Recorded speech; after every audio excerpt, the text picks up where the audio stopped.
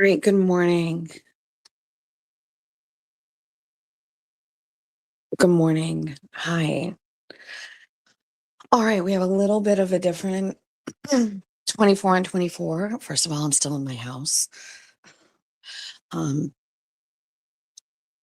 because the kids don't have school. And so I'm making my bed, stand by. Um, we're going to go for coffee from here. Good morning.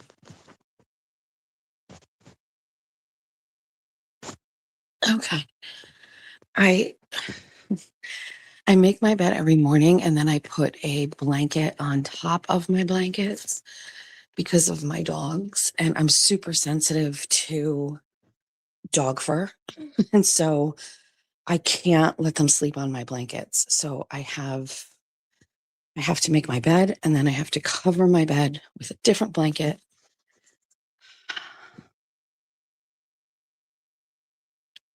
Okay. All right, good morning. So the dogs are outside. Let's go get the dogs and then we're gonna go get coffee. Do you want to see? Hold on, I'll show you my Christmas tree. We'll go down the stairs. That's very rare. I'm quiet because everybody's still sleeping. Jeffrey is at work, or I think he's at work, or he's in the office. I have no idea where he is. Stand by. Let's see the tree.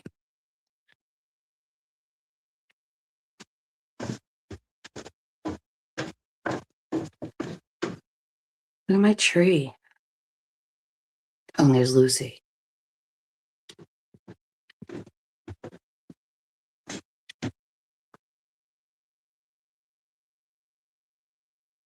Okay, that's that.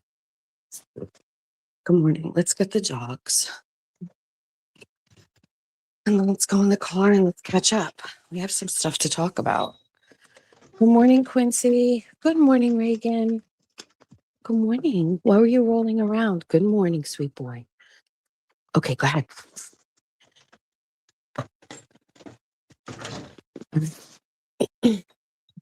I apologize if this is distracting, but I knew I was going to get up a little late. All right, Mommy will be right back. I'll be back, Quincy. All right, hold on a sec. Keys.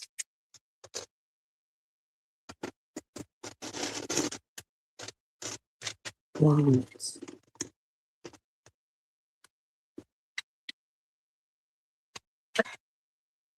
Uggs. Where are the Uggs that I walked on? Slippers. It's freezing.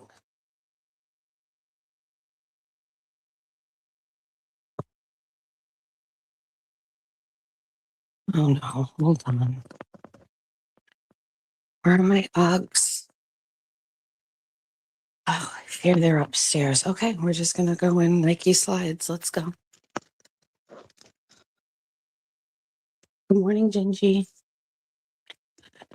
Gingy is the goldfish, not the goldfish. Gingy is my emotional support fish. Okay, we're out of the house. We can talk normal. Good morning. Oh, my husband is here. Okay, he must be still in the office. Oh, it's brisk. Car. All right. Oh, we're getting closer to as things should be. Hold on one second. I just have to make sure this doesn't connect. Stand by. Meow, meow, meow, meow, meow, meow, meow, meow, meow, meow, meow, meow. Stand by.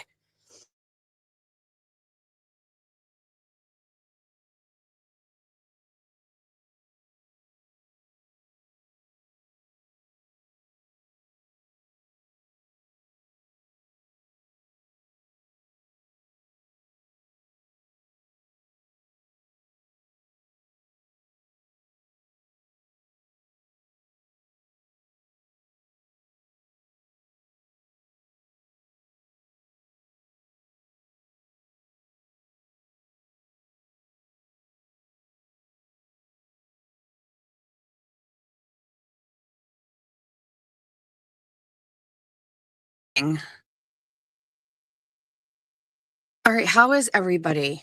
It's the Monday before Christmas. Uh, all right, yikes. We're going hard already, first thing.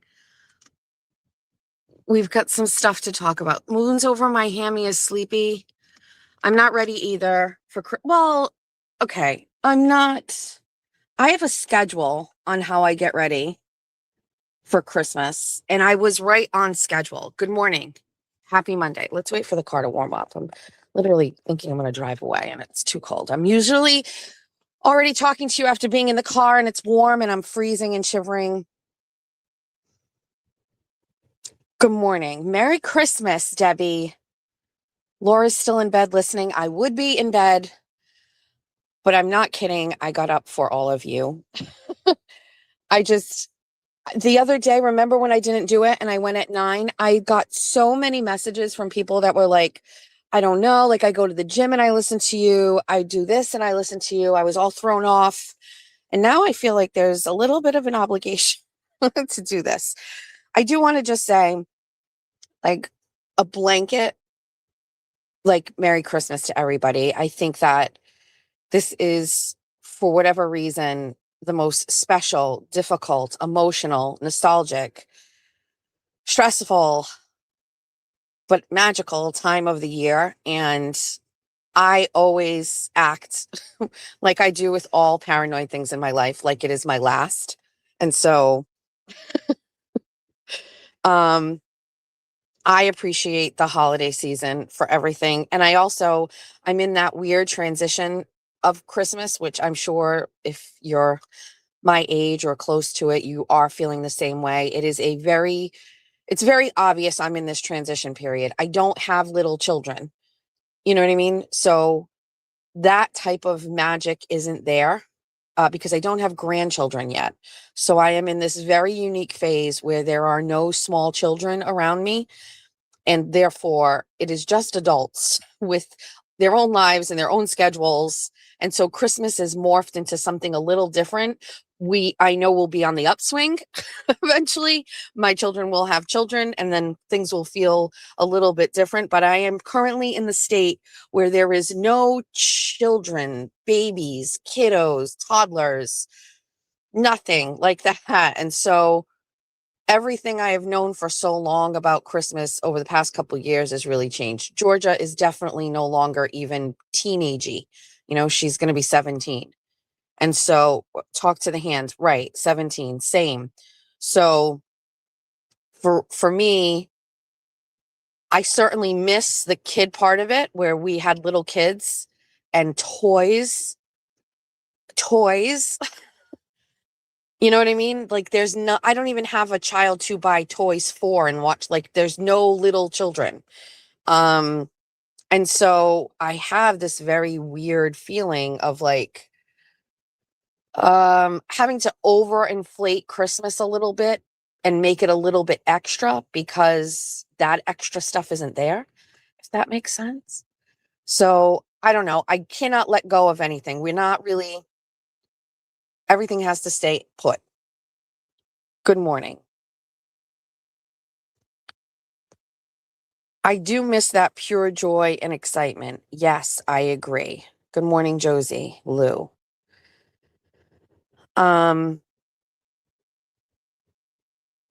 Wrapping today is the best because of how neatly they all wrap. Yes, do you remember like wrapping these toys that came in open boxes that stood up like in a right angle, and there was a stuffed animal or some toy and you had to wrap it, and then the wrapping paper would rip and the thing would poke through, and then you'd put tape over it, then you'd wrap it again, and it was just like mayhem. I miss that.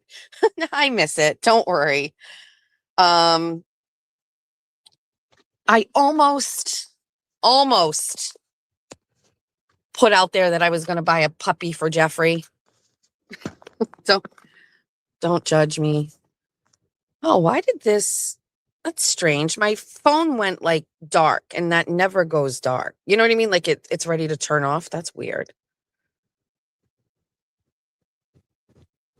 So I miss it too. So we're just kind of in this boat where it's like, I don't know how much can you make it Christmassy for a 17-year-old, a 19-year-old, a 24-year-old that has their own house, and like, what do? You know what I mean? So sticking with the same stuff, everything's the same, food is the same, we never change. I make the exact same Christmas meal. All right, we're warm. Let's put this together. Oh my God, Teddy Ruxpin.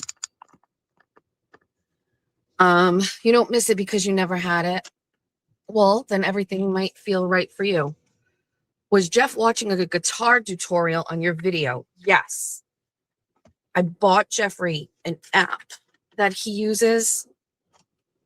This man constantly changes the seat in this car. And he learns on an app. I am a terrible rapper, Amy says. I am the best rapper of all time. When I was a stay-at-home mom, I did a little side gig where people would drop off their bags of Christmas presents and I would wrap them for a fee. It was pretty lucrative. Because a lot of parents, like I was a stay-at-home mom, but a lot of parents I knew were not, and they were stressed. And so I just put it out there. I was like, I'm home all day. I absolutely love wrapping gifts. Let me show you mine. And I wrap people's gifts. My friend Jay, though, I didn't charge him a dime, but I remember he came and he was like, thank you. I was like, of course. I have a very big dining room table and it is wrapping station. I absolutely love it. Christmas music on repeat at the table, lots of gifts, wrappity wrap, wrap, wrap. I love doing it. I'm obsessed with Christmas wrapping paper. Fun fact, I have every roll of wrapping paper that I have used throughout my children's childhood for the past 15 years, even if it is just one last piece. I will not get rid of it. My actual goal eventually, probably soon, right? Because George is going to be 18, is to cut a piece of it and put it in a photo album or like a plastic protector binder. So they have, I can tell you, if I look at a picture from when I was little, I remember the wrapping paper. So I keep all of the wrapping paper. Yes, I am a hoarder. Fuck off. But I keep all the wrapping paper. And we've already gone over the reason why I am a hoarder, everybody. Oh my gosh, do I have it? Do I have my debit card? I do have my debit card. And I keep them all. But like, even when it's because it's like caricature stuff. Like when Georgia was little, it was Frozen. So we have Frozen. We have all the Disney princesses. We have the Star Wars. We have like, how can I get rid of that? It's stressing you out. I 100% agree. I should let you know that although it sounds hoarder-ish, you can walk through my house with ease. I have lots of bins in the basement. Thank you. Like lots of bins.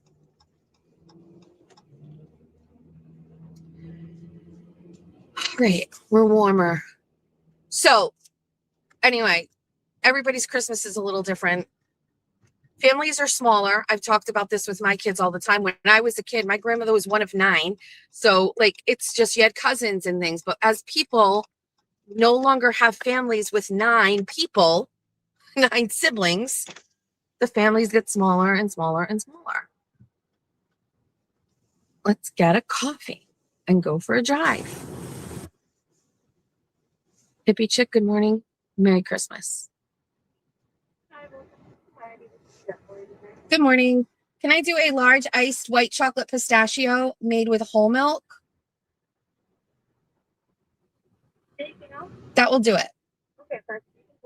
Thank you. Good morning, Van Rosa. Nobody's here. First day. No, oh my God, straight around, straight to the drive-through window. Holy moly. Has this ever happened? One time. Wow. Everybody's still in bed. Right. Youngest of 13 kids. Good morning.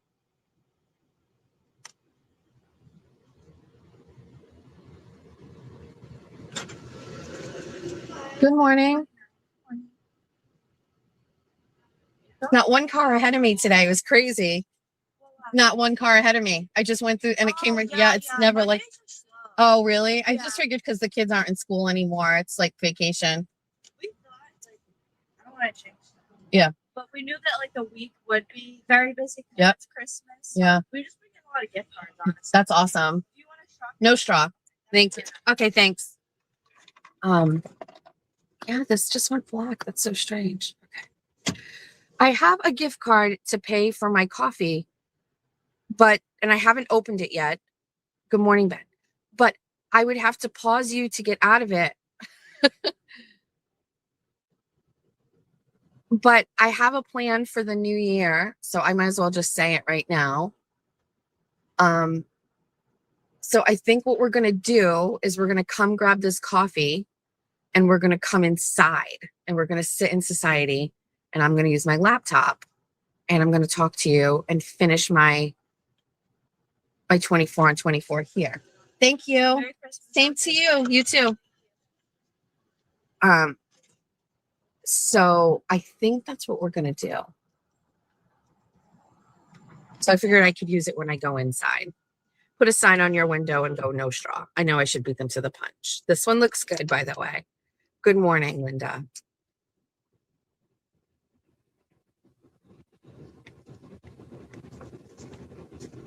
Yummy.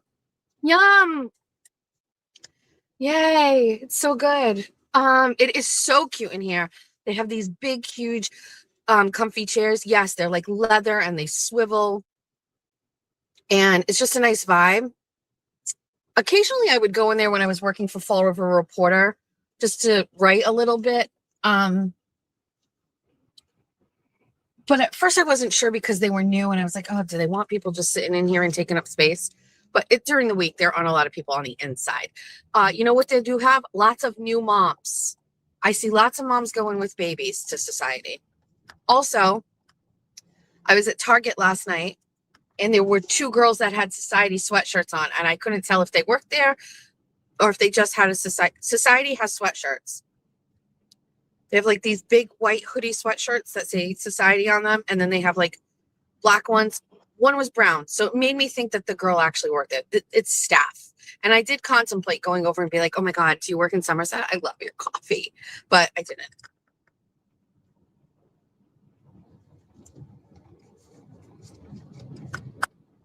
All right. So I'm not going to get to any drama stuff yet, but don't worry. There's always something to talk about. So yesterday, I went to Target at night, like around 6 o'clock with Georgia and with my mom. My mom is 76, right? I think 76. I think I got that right. Feels like that's not right. Anyway, and basically I was just picking up some gifts, like nothing like for the kids because I've got a lot of that stuff. These are just some like little things, like lots of stocking stuffers and things like that. And Georgia was picking out some things that she wanted, and I was like, okay, and it was fine. I would say it was moderately busy, 6 o'clock, 7 o'clock on a Sunday, but the Patriots were on, I think, right? Or something. Son of a bitch, the Patriots won again. I can't believe it. I'm happy for you, but God damn it. My quarterback, in case you haven't heard, has multiple injuries. So Patrick Mahomes is out for the season. Gardner Minshew is our backup quarterback. And I don't know if any of you follow football, but Gardner Minshew is the guy with the crazy mustache. Minshew. He got hurt and hurt his ACL while he was the backup quarterback for Patrick Mahomes. I have no idea who the third string was. I joked it was Elvis Gerback. I have no idea. I've tuned out. My season has been over for weeks. We are moving on to next year when I am hopeful that Travis Kelce won't be there. I did not want Andy Reid to be back, but I am apparently hearing that he signing a 1-year contract. Fuck me. I don't know what the fuck we're going to do. But Patrick Mahomes is getting older by the day, and we need to capitalize and win these Super Bowls. Anyway, fuck your Patriots. I can't believe it. Can't believe it. Nobody was more upset than Jeffrey Machado because Jeffrey Machado goes around and says The only reason the Patriots have won so many games is because they have tit schedules and easy teams and easy teams. And then last night, they play a team that was probably going to give them a hard time. And as you could see many times throughout the game, there were a lot of moments, if you're anti-Patriots, that were really exhilarating. They were losing. And guess what? They won. Guess who was mad? Jeffrey. So anyway, went to Target. And something happened to me that has never happened to me before. I lost my phone. I want to let you know that more than anything in the world, more than the Venmo, more than my bank accounts, more than my photos, the only thing I worried about on my phone were the text messages. And the screenshots and the things I have on there. And that is the only thing. I never thought somebody took my phone and they are just going to empty. By the way, YouTube pays on the 21st of every month. Okay. So your bank account gets a little extra. Okay. And I had just gotten that. And so I was like, not even thinking, oh, the money is going to be gone. Somebody's going to take all the money. I thought, holy shit. Somebody is going to have access to all of these text messages and all of these screenshots and all of this tea I have on my phone. Oh, it is locked. Don't worry. It's like, it's locked. Didn't resonate in my head. I got very, very scared. Now, as you know, I don't use the cloud. Okay. And I also keep every phone. So I have every one of my old phones, all my photos. I turn them on periodically, get them all up and running, connect them to the Wi-Fi, go back and look at things if I need to. I don't really need the Wi-Fi, just turn them on. We've had this. It was one of my very first shows. I brought all of the babies and I turn them on occasionally and make sure they're healthy, and that's it. Panic mode, lost my mind. I've never lost my phone before. I've never lost my wallet. I've never lost my keys. Just never lost it. Never had that feeling before. And here I was in Target in the middle of Christmas season, and I couldn't find my phone. And my mother was of no help. Georgia is a different breed. Georgia was so calm, never panicked. She was just like, okay, Mom, let's go to the desk. I got to give Georgia some credit. Okay, first of all, let's back up. I was standing at the desk and I asked, hi, did anybody turn in a phone? And the woman said no. I got a little lightheaded. I thought I was going to pass out. It just seemed like, and I'm joking about like the money in my accounts and stuff like that, but 2 or 3 days before Christmas, losing my lifeline made me very upset. And maybe because I've never had it happen before, I didn't really think it through about, okay, obviously I can just go home and I can call my bank and I can, reset my passwords. Of course I could. But in that moment, I was very stressed out and I got a little lightheaded and I was like, this isn't going to go well. And Georgia was just right there. And she was like, Mom, she's like, calm down. She's like, we're going to walk through the whole store, because we didn't just pop into Target. We were on a 2-hour leisurely walk through Target, picking things up, putting things down. It's just, yeah. So she's like, we're going to walk through. And she's like, you went to the bathroom. Let's go to the bathroom. We went to the bathroom. It wasn't there. And for some reason, I convinced myself that I had looked at my phone at least once since I had been in the store. So fun fact, not to keep the whole story dragging. The phone was in my car, right exactly where it is right now, nestled in the cradle. And I just, in my mind, was convinced that I had my phone at some point in the store. So I never went out to the car. And finally, defeated, I was like, I will go out and look. And as I walked to the car was lit. The phone was lit up. I could see it as I was walking to it. And I was like, is this because I'm getting old? Is this because I was distracted? I don't know, but that is a feeling I don't ever want to experience. But also now today, I realize if it were the case, I could get through it and everything would be okay.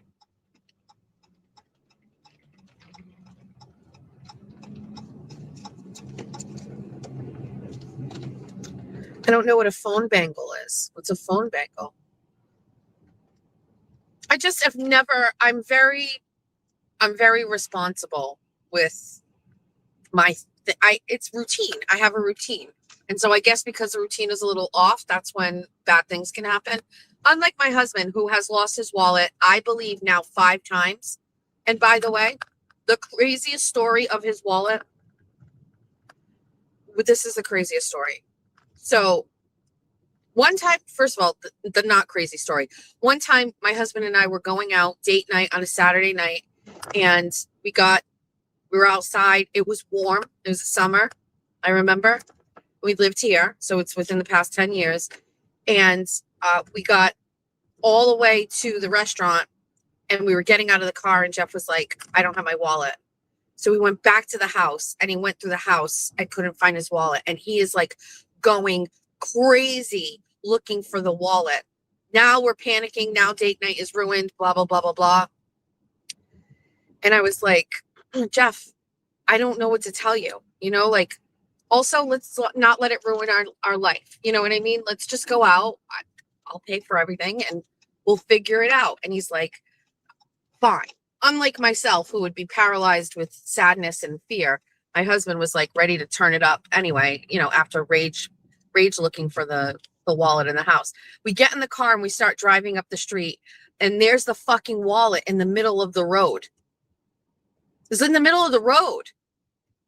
And he had put it on the roof of the car and forgot to grab it.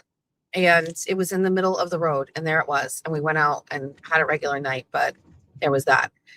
Second craziest story about my husband losing a wallet, which has basically plagued us for the past 12 years. So one night, my husband lost his wallet, and it just so happened to be a night where he had a little bit of cash in there at $500. And we lost it. We have no idea. We were out. We have no idea where he lost it. And several days later, it showed up in an envelope mailed to our house. All the cash was gone. And it came from the post office in Fall River. And so I called the post office and I said, how did you guys come in contact with this wallet? And they said that it had been put in one of the mailboxes, and then it got to their office, and then they mailed it to us because my husband's address was on his license. And I was like, what mailbox? Like, because investigative reporter Jessica Machado, which I wasn't at the time, still had my instincts. And I was like, which one?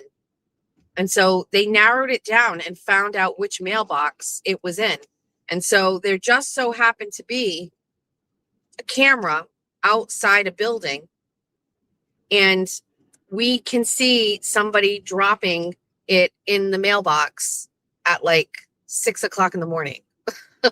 Some guy. We have no idea who it was or what they were doing, but I took my investigative reporting as far as I could.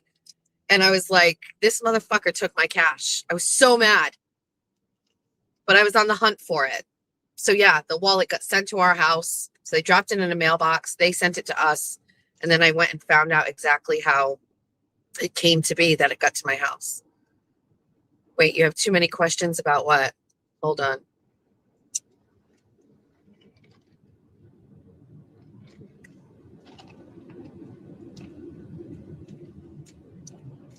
So I think like mom brain.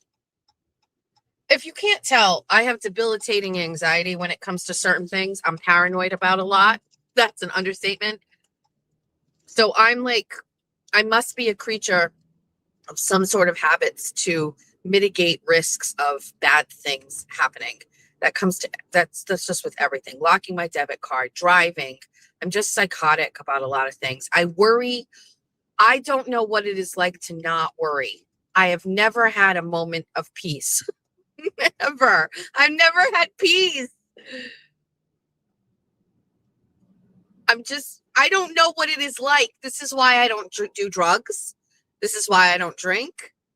It's why I don't smoke weed. I can't have substances take over out of fear bad things will happen. And then which Jessica will handle all the problems if I am drunk or if I'm high or if I'm shooting up heroin? Who's going to handle all the problems? There is only one person. It is me. I handle all of the things. I'm in charge of all of the things. If anybody in my family wants to give me a gift, put me in a room somewhere where I don't have to worry about anything ever for 24 hours. I don't know what the fuck happened with adulthood, but I just worry every single day of my life. I am worried right now that I did not let the dogs stay outside long enough and they need to go back out because I was in a rush this morning because of my routine. I just worry. I worry about this house I pass every day. How bad was it inside when you bought it? Do you have to do everything new because there were squatters living there? And are they going to fill up the pool? I worry. I worry every day. Am I going to be able to make a living off of talking? Please. I worry. So I don't know. I know that joke. It's like if like mothers just leave and they just want to go stay at a hotel. That has always sounded very attractive to me. Send me to a hotel up the street. But I know they will call. The children will call. Everybody will call. Julia will call and say, has this meat been cooked enough? And show me a picture. We're down at the waterfront. National Grid is down here. What are they doing now? You know what I mean? Oh, nobody else is here. This person's leaving. I have the waterfront all to myself, me and the seagulls. And the National Grid guy.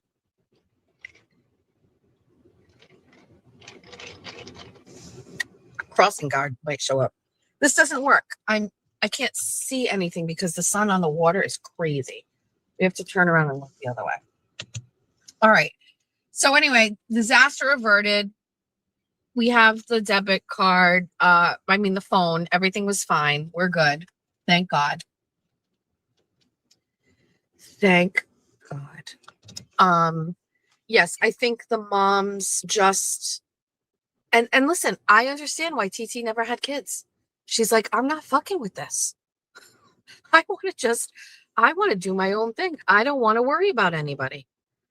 And that's exactly what TT does. She never has to worry about a thing.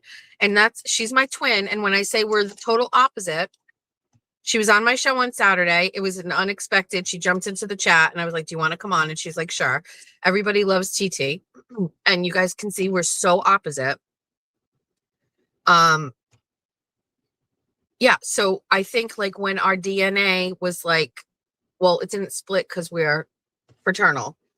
But the DNA did some sort of thing where TT got one way and I got the other way, which is lots of children, lots of worry. TT, no kids, doesn't worry about a thing.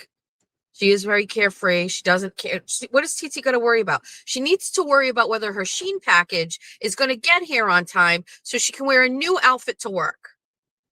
TT needs to worry about her Ozempic shot and making sure it's not making her sick. TT doesn't worry about shit. I'm going to tell you something. TT, so the only person I talk to exclusively about like all of my YouTube stuff and the money and all of the stuff is TT. I send her things and I'm like, look here's where we are this month. Here's where we are this week. And TT is like all about it or whatever. But TT sees, and what does TT see? She's like, buy me something. And she sends me things. I want this. Buy me this. She sent me a message. She goes, I want a frying pan, a nice frying pan with the cover. I bought the bitch a frying pan with the cover.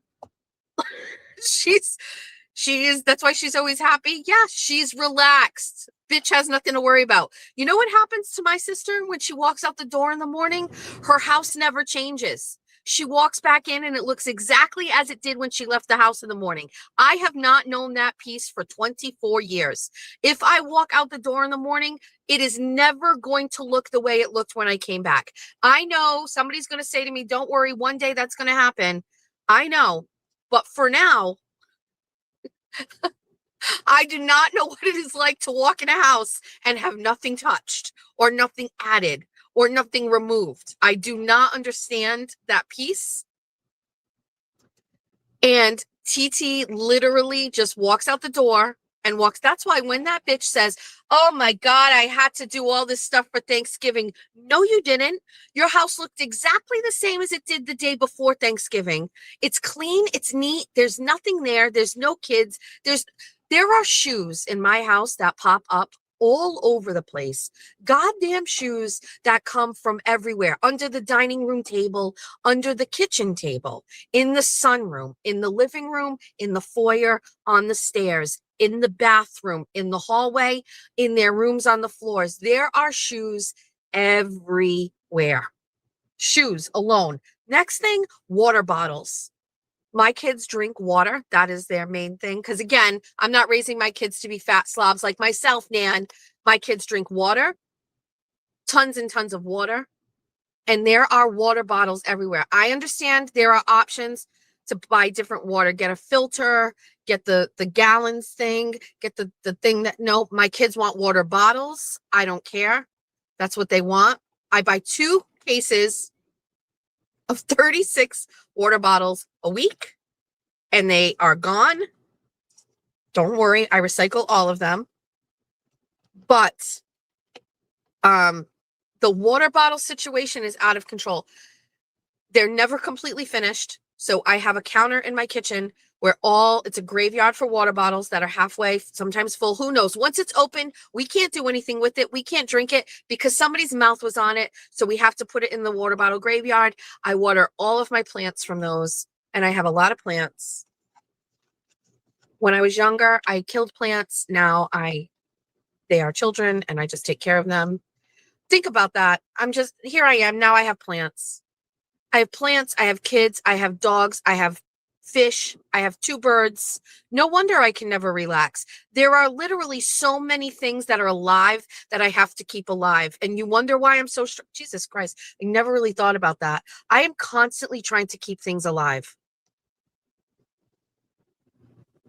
The fish, the 2 birds, the 2 dogs, all the children, and all the plants. How many plants? 1, 2, 3, 4, 5. 5 plants right now.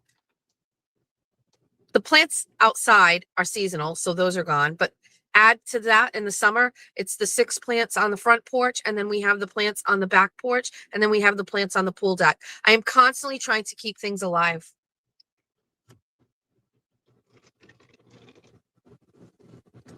Dear God, and somebody said, and Jeff C. Yes. Fun fact, I have 2 parakeets, a blue one and a green one. And they are Vincent and Mia, named after Pulp Fiction, a movie I've never seen, but that's what Georgia wanted to name them, that I bought for Georgia when she turned 8 years old. Can you imagine my surprise that these birds are still the fuck alive? Oh my God, and the starter, sourdough starter. I don't have a starter going right now, just so you know. But then you're right. I also have to keep that alive. Yeah, these birds are still alive, and I don't understand. I thought like these birds had like a lifespan of like maybe 3 or 4 years, and somehow, some way, how Georgia's going to be 17. So these birds have been around for 8 years. How long do these birds live for? How long do they live? So I have to take care of the birds too. They're in my living room. I'm going to be honest with you, Georgia, it's like Georgia was a fan of the birds when she was little. Now, not so much. So guess who has to have a fucking conversation with Vincent and Mia every morning? Me.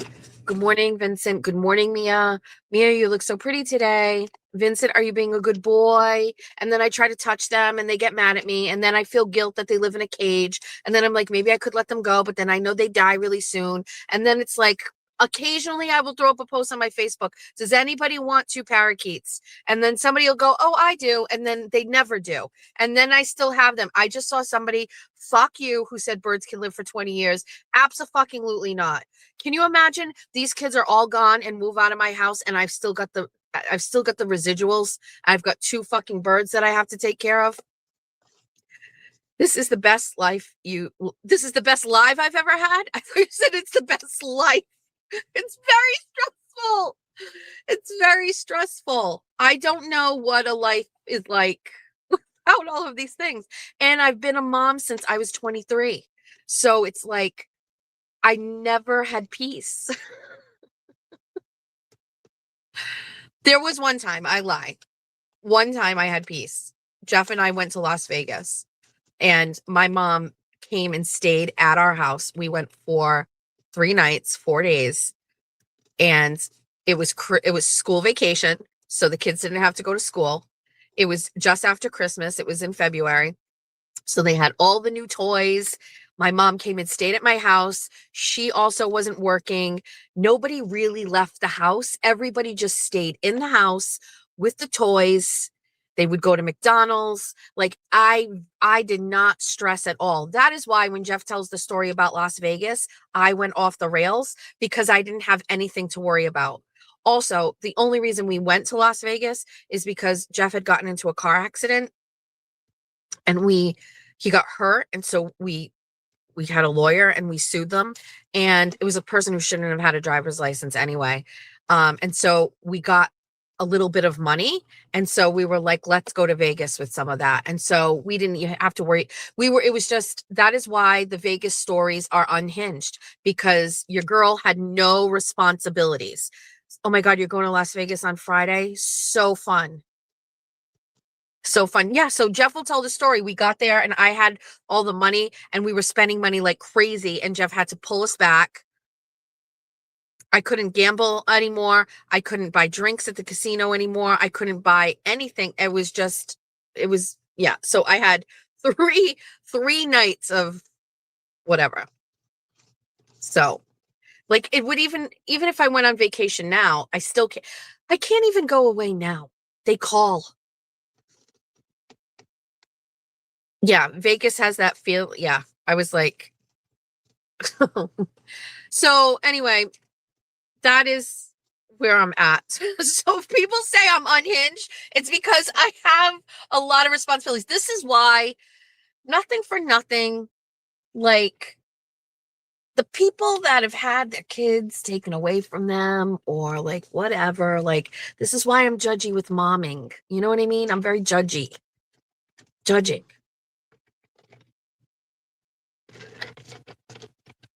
All right. So anyway, that's that.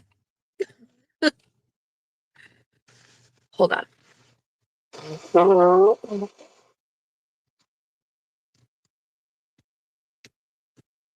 Being a childless man is also taxing. So I also, while I'm at it, let me talk about this.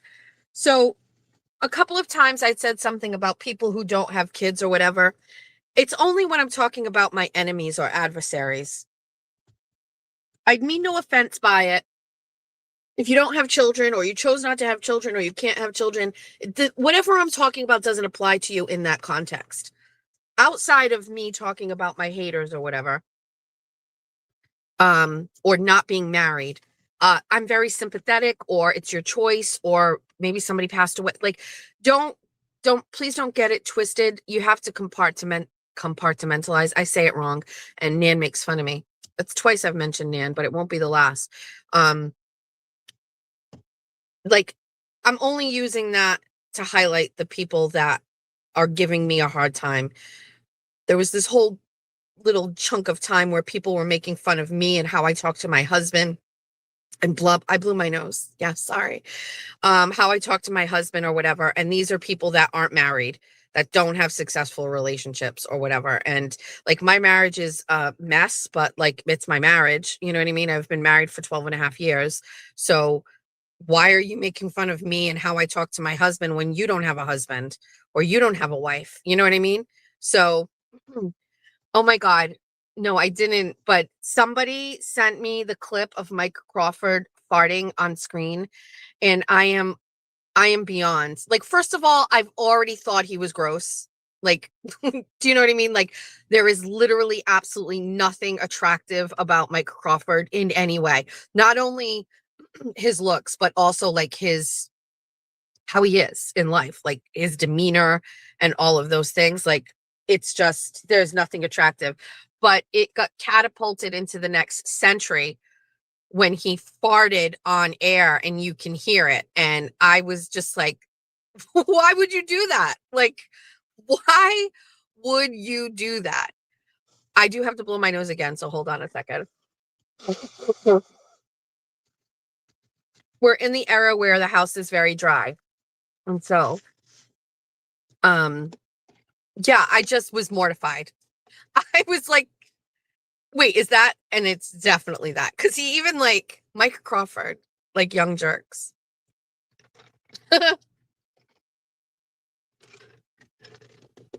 Yeah. Mike Crawford is the guy from Young Jerks. Cryford, yes. Ben is like Cryford. Yeah, I was like, oh, dude. Listen, my biggest fear is doing something wrong like that on camera. I'm lying. It's not a fear at all. I actually don't care. But anyway, no, I was blowing my nose. So that's that.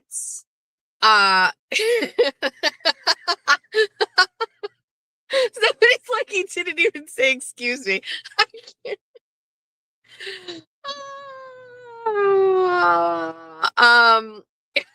I do not want to talk about it. Stop asking questions about it. I don't want to talk about it.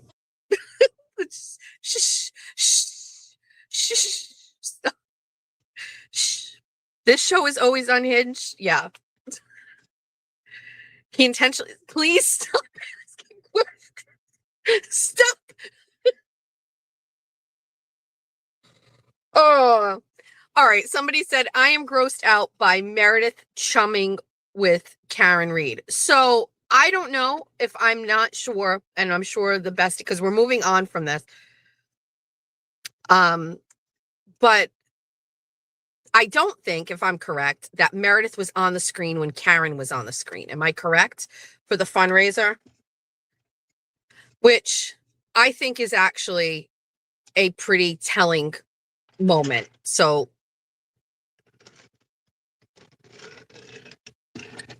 I personally feel like there's nothing that is like, I feel like there is nothing that is not deliberate. I feel like there is nothing that is not like planned or thought of. And optics are always considered is the right way to say that. And so for me, Meredith not being on the screen when Karen was on the screen, I think was very telling. I think it was like, I want to participate, which she obviously wants to. Meredith wanted to, but I think maybe Karen probably said, I don't want her on the screen at the same time to whoever, because like at this point in the game, like, so there are adversaries that go up against Aiden. And I'm not going to lie, this morning I started watching Kate Peters' second, what does she have? She put out these, I didn't watch the first one, but she's putting out like these docu-series about Turtle Boy. And I didn't watch the first one, but the second one popped up on my phone this morning as I was scrolling. And I was like, well, let me take a peek at this. And, the first thing I have to say is Kate Peters' voice is just beyond annoying. And it is like nails on the chalkboard for me. It's really difficult to listen to. But fun fact, I knew nothing about like Aiden, like pre Karen Reed, a little bit. I knew a little bit. I read his stories. I remember some drama, but I didn't know some things. And so I was reading in the second one, I was reading an email that woman that worked for him wrote him after she like left. And I was reading that. So I'll get back to that in a second. So my thing here is, okay, Kate Peter is an adversary to Aiden, right? And it's safe to say that Aiden Carney has never fucked Kate Peter, okay? And so Kate Peters' disdain and hatred and overall like desire to destroy Turtle Boy comes from another place, right? I'm not sure exactly what place. Obviously, she worked for him. And so either she was burned by him. I don't know that whole story, but it's coming from a place. I don't know. You know what I mean? Like, not from an ex-girlfriend place. The Meredith situation, I used to think comes from a place of an ex-girlfriend, like a angry ex-girlfriend. You are no longer in a relationship anymore. Like not joke, but I say, like, when I'm talking to Aiden, I say, you can't break up with Meredith. Like, it's like as a thing, like, it's like nobody can just leave Meredith. You know what I mean? Like, the ex-boyfriend, he tried to leave Meredith and go to another country, and she ruined his life. Like, you can't just leave Meredith. Okay. And we'll never know. Like, who knows who's next, but like, you will never be able to leave. You will never. You can't leave. Okay. You just can't, you can't leave. And so you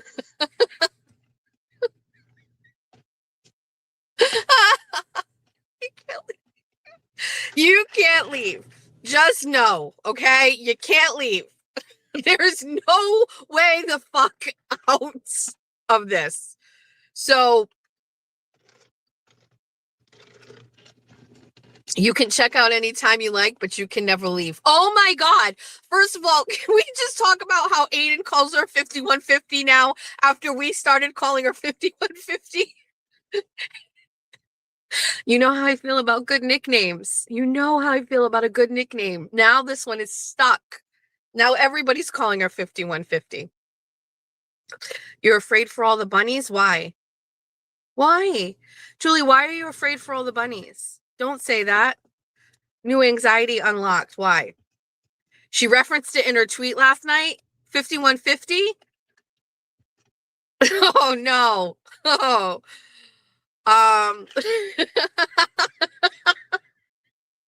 All right. So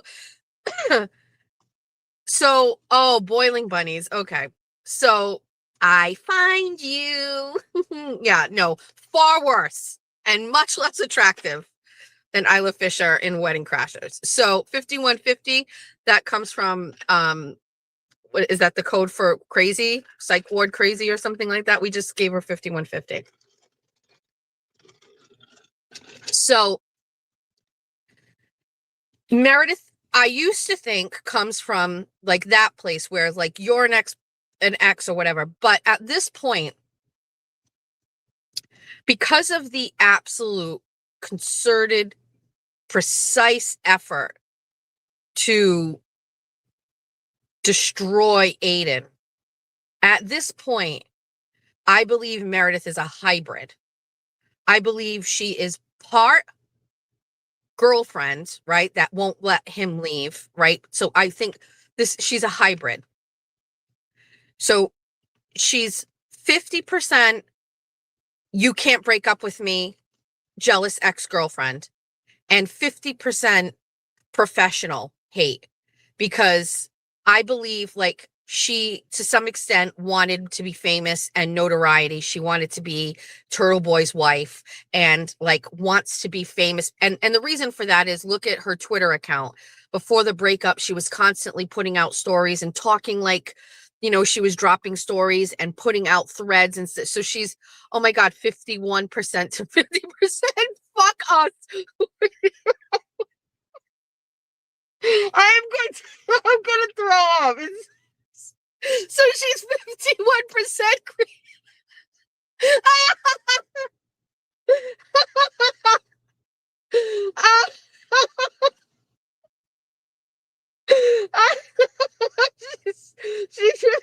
she's 50% ex-girlfriend, 50%.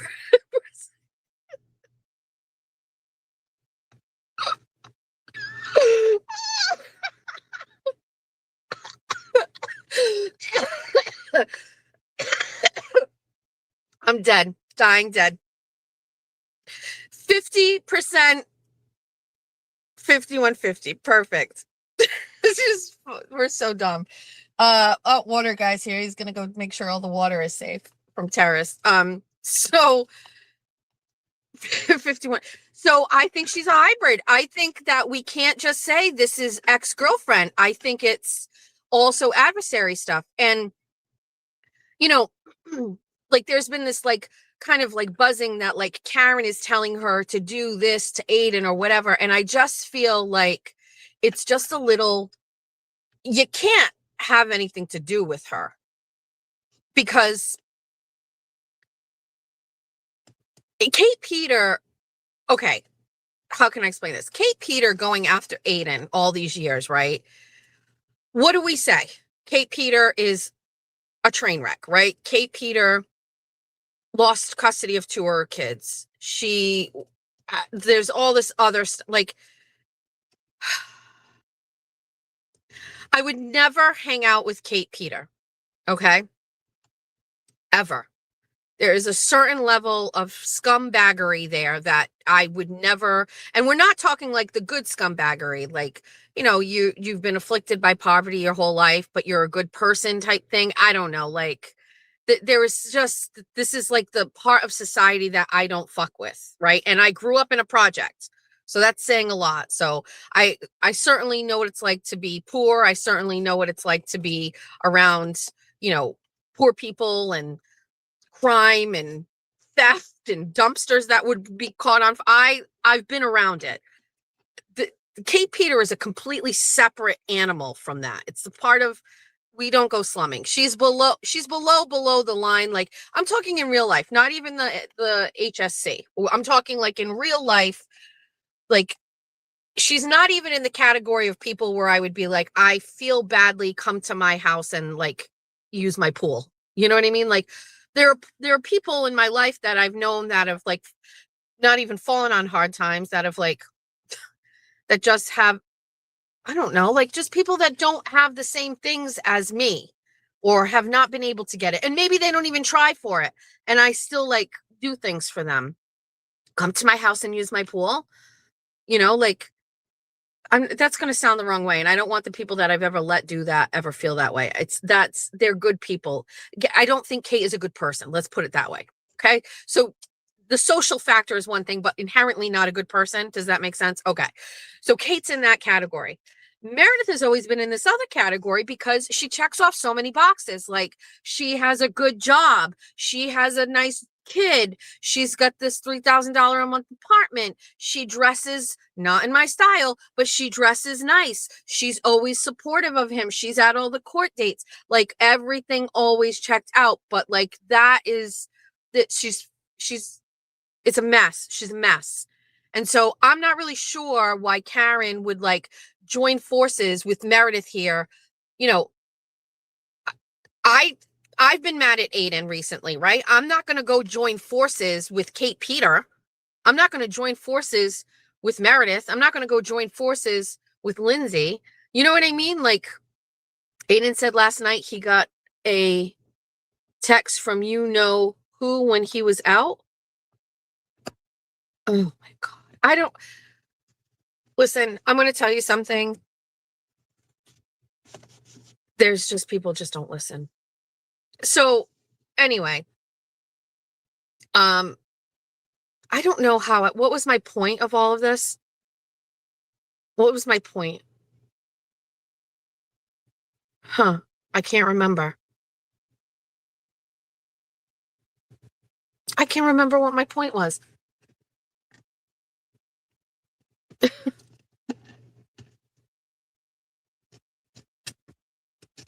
Hold on, I'm reading comments.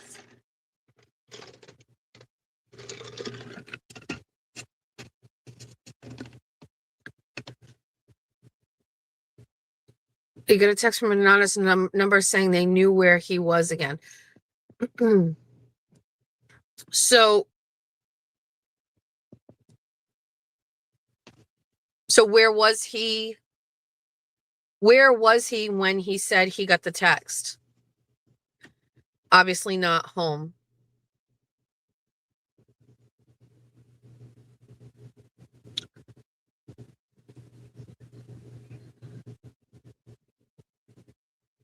At this point, he likes the attention.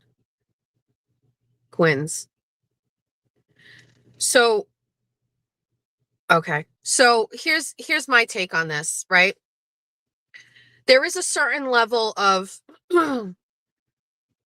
things that I will say that just get broadly overlooked consistently. And then when I stop and pause and go back to it, I will. Okay. So for example, as you know, as discussed in the beginning of this live, I am paranoid about things, right? And so I'm going to tell you, there is no tracking system on my phone. Okay. If there was a tracking system on my phone, at one time somebody texts me, and now you can't do it because somebody will text me. If one time somebody says, I know exactly where you are and where I am, they text me, this phone goes in the river. It goes straight in the river. Okay. Bye. See you later. We don't care. Gone. Done. Bye. If one time something in my Facebook Messenger, remember I said it's a running joke, but remember I said Meredith O'Neill is the reason why I change my passwords every Monday morning? That's not a joke. I change my passwords every Monday morning. It is very stressful to do that. It is very difficult to constantly change my passwords, but I am so paranoid about not only that, but my privacy, my life. I am so paranoid. I just don't like, I no longer feel badly about those things because I don't believe that he is doing all of those things. Okay? He is not doing that. In some ways, I believe he is not doing that on purpose. And I'm going to give you the best case in point. If there was a video of him fucking Lindsay Gattani in his Facebook Messenger, and he knew that Meredith had access to his Facebook Messenger, I believe in some sick, twisted way, he wanted Meredith to see a video of him fucking Lindsay Gattani in his Facebook Messenger to make her jealous. Okay? That's my take. So when I say, why is your Facebook Messenger not blocked or changed or get rid of it? My hot take is that video was in there so she can see it. So she can get mean. That's a bit deep. No, it's not. No, it's not. It is, that is deep, but that is my take. I believe that there are moments and times where he thinks of things like that. And that's that. So in my opinion, access to Facebook Messenger still exists for a reason, right? I think his location still being able to be figured out is for a reason. Because if he is seeing another girl, if he is somewhere, he wants her to get jealous and get mad. He doesn't understand that is feeding a demon. A demon!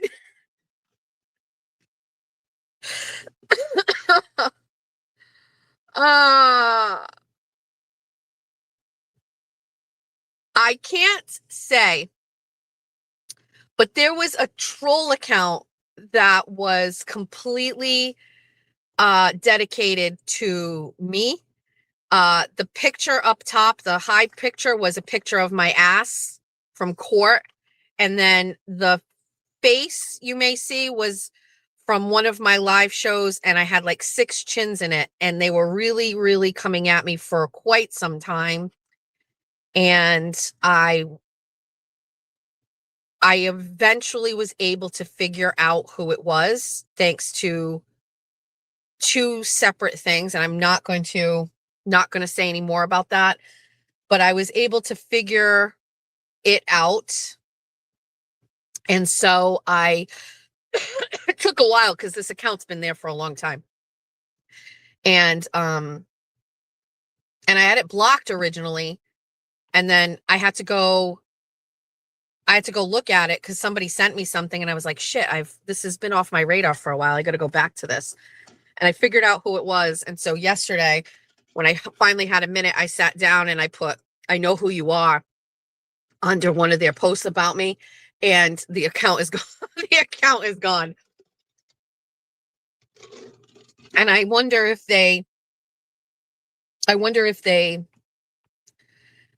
how fast their heart started beating when I said that and they panicked. I would have had more respect for this person if they had just left it up, but it is what it is. So we'll handle that another time. So there's that. On Saturday, I'm not saying anything, not right now. On Saturday, I got a card in the mail, and I opened it, and it came after the unboxing, and it was inside like a puffy envelope, and I kind of bent it, and it felt like a card or like a cardboard. And so I can't say who it is. I can't say who it is yet. It's just, we have to wait. Revisit this in a couple weeks, and maybe we'll talk about it. But for now, there's other things going on with that, so we have to wait. So I get this thing, and I'm like, I'm just going to open this, and I can always bring it to the unboxing next time we do it or whatever. But because it's holiday and I'm not sure when the next time I'm going to do a show other than Saturday, I was like, I'm going to open it. So I open it up, and it's a card, and the card had a cat on it. And when you open the card, it meows, and it's going meow, meow, meow, meow, meow, meow, meow, meow, meow, meow, meow, meow, meow, meow, meow, meow, singing, right? And so it sings the song in the meow, and then it ends. And then Jeff hears it, and he comes into the kitchen, and he's like, oh my God, what is that? And I was like, a bestie sent me a meow card, and he's dying. He's like, it's so funny. So then I close the card, and it's still meowing. And I was like, what the fuck is this? Did I do something wrong? And so I open it up, and it's still meowing. And turns out it never stops. It never stops. 6 hours. 6 hours. And if you open it, apparently it's a glitter bomb. Like if you open the card and you try to stop it, it's a glitter bomb, right? But I didn't know that at that point. So the card is just meowing, right? And I'm like, Jeff, it won't stop meowing. And so he steps on it, and it just keeps meowing. It doesn't even change. It's just meowing, meow, meow, meow, meow, meow, singing, meow, meow, meow. It never fucking ends. You have to put them underwater. So I said, take it out to the pool, put it in the pool. And he's like, no, it's fine. I'm going to put it in the garage. So he puts this fucking card in the garage. Now, nobody can hear it, right? Because it's down in the garage. And I kid you not, my mother, she has an in-law on the other side of the house, and it's the new part of the house. And so her bedroom is above the garage, and she comes out, and she's like, I hear a cat meowing. And I'm like, yeah, okay. So I say to Jeff, the cat meowing card is my mother can hear it. And he's like, what the fuck? And I was like, just go put it in the pool. Go drown it. That's the first thing I thought of. Drown it. Go put it in the pool outside. So Jeff goes down, and he comes upstairs, and he's like, I fucking had to take a hammer to it. I had to fucking hammer it to get it to stop. He fucking hammered it on the cement floor of the garage. And so it's done, but it was chaotic. When my mother's like, I can hear a cat. I'm like, oh, I said, one of my followers sent me a cat singing card. And she's like, but why is it on? And I was like, it doesn't stop. It does not stop.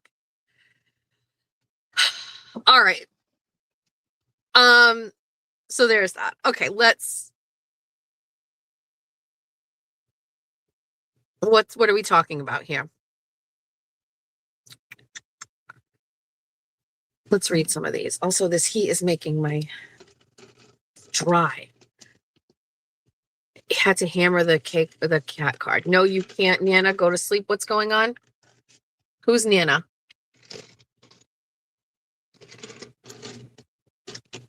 Did you play Jimmy's new song? The Broyles one?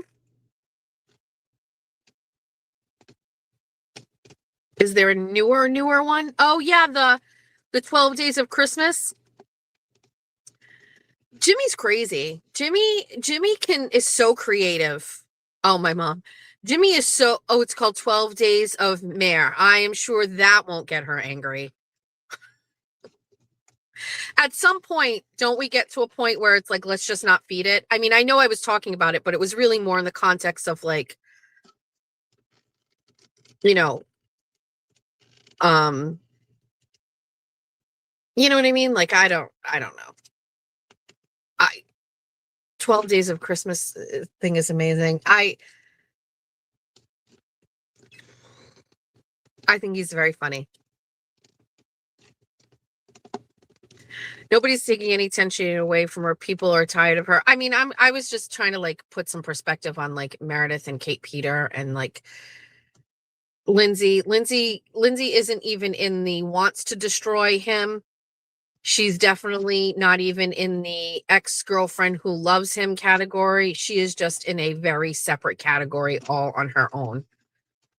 Larry used it as his opening on his show yesterday. What is this, Garage? What is that song? I don't know what that is. Meredith has her own 12 days. I haven't seen it. I saw it, but I haven't listened to it. It showed like when I went to YouTube and I like check every creator to see like if they have a stream going live. I saw Jimmy had put it. I will go listen to them. Like immediately. It's really good. At some point though, can I be honest with you? Can we like, we cannot completely blanket not forgive because we're not in that's not our place, but like, I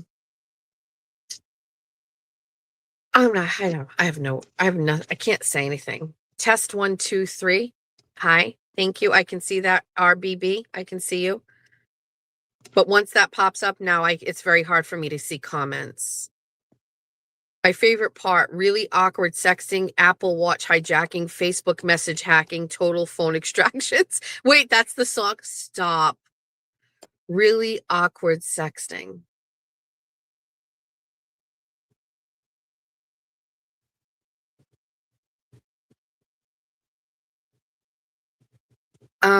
What is this? It's absolutely true. I've supported Turtle Boy all this time, but the way he used Jess and Nurse Kim and others is disgusting. So just like, here's my take on this right now. Like, first of all, Aiden entering into his drama-free area is pretty convenient considering it was like the day I like laid into him in the morning and then he's like drama-free and like, I'm happy for him, but that's awesome. I'm not really over some of the stuff with the Olivia and the Flip audio. I'm just kind of putting it aside for now for the greater good of what I'm doing.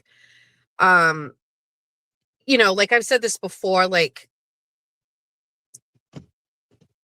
how can I say this? So let me think about this because I want to say this the right way. Hi. Good morning. You can tell a lot about a person by the stickers in their car, huh? That guy had an Army sticker, an NRA sticker, Trump sticker. Um,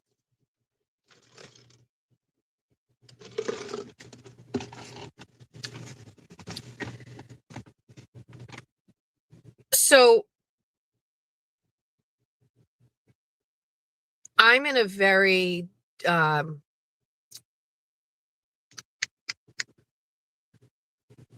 I'm in a very different position. I think, I don't know, maybe that isn't even right. I feel like I could be saying this if I wasn't talking to 3,000 people right now. So I don't want to say that either. Let me think about this in the right way. All right. I'm confident that if I had to do a show every day and not once mention Aiden, I could still have a show worth watching. Right? I'm very confident in that. Also, I'm very confident that if I never spoke to Aiden again, I could still do a show and never speak about Aiden. I'm very confident in that. However, I have every right to talk about that with the audience that is here, primarily because of Karen Reed, who found me through Karen Reed. Now, there's definitely a lot of OGs here that knew me from WBSM radio days, and I love you. But the majority of people who are here today, well, okay, so there's a few from those days. There's another group from Fall River Reporter days. Then there's another group from this year, right? But the majority of people, I think, know me because of like the Aiden stuff or whatever.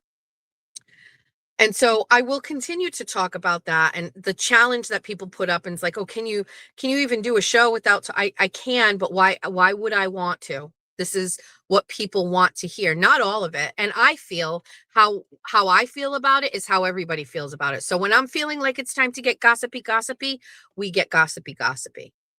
Right? When I feel like it's time, it's like getting exhausting and it's too much and I want to put a bullet in my head, we pull back. If I feel like we got to come back and revisit it, we do. I feel like everybody who listens to me is almost on the exact same page as me. Like sometimes we feel bad for him. Sometimes we want to take care of him. Sometimes we're mad at him. Sometimes we are tired of his excuses. Sometimes we are like, he's amazing and nobody else could do what he does, right? All of those things. I just want to let everybody know, like I have maintained time and time again, Aiden doesn't cross over into my real life. He is work husband, so to speak. He is a coworker. That is why the day where we got into the fighting on the phone, and Aiden is pushing back on me. He's like, you yelled too. And I was like, okay, I yelled at the end, right? Because he was yelling at me.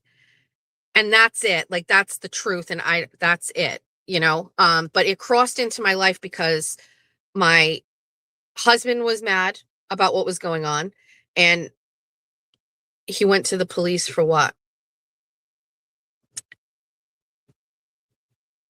Jesse went to the police.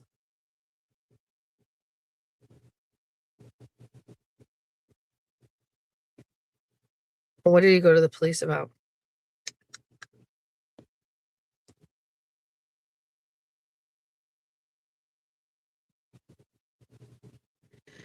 So to me, like, I'm going to be honest with you. My take is Aiden will have to change for longevity purposes. He will have to change. Also, he said he did not yell. He 100% yelled at me. My husband heard him. So unless everybody wants to start now going after the credibility of Jeff Machado, good luck. You know what I mean? So there's that. So in my opinion, Aiden has to change for longevity. I think the regular average person and viewer is getting exhausted. I think they are getting frustrated.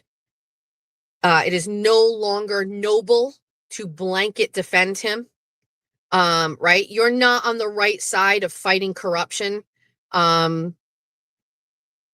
And and automatically associated with him. There's like a third option, right? There's like anti-Turtle Boy, there's pro-Turtle Boy, and then there's like this other third option where you're normal and you you believe in fighting corruption, but you don't have to burn it all down in order to do so. You know what I mean? So like there's a third option here.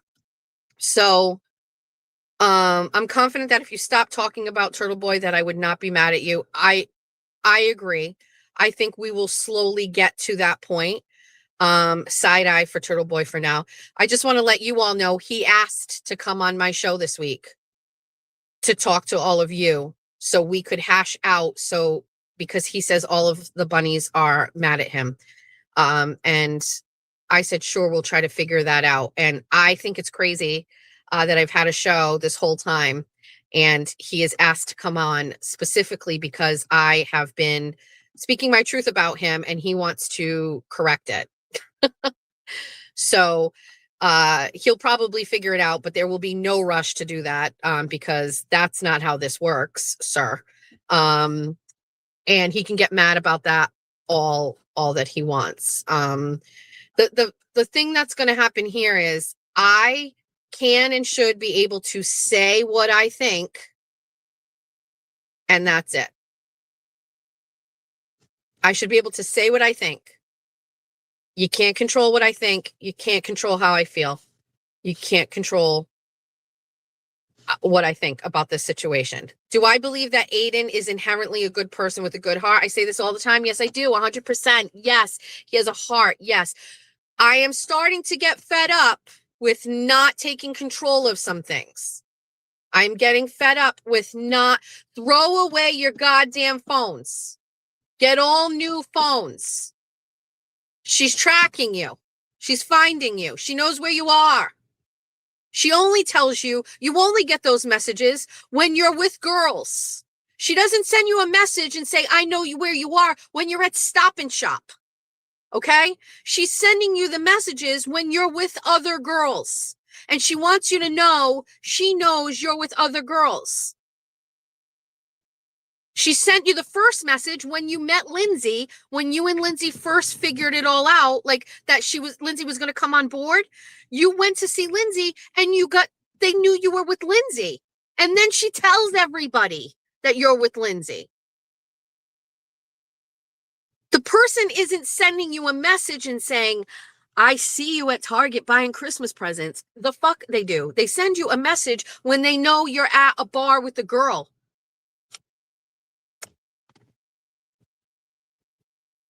Everything would be in the Taunton River.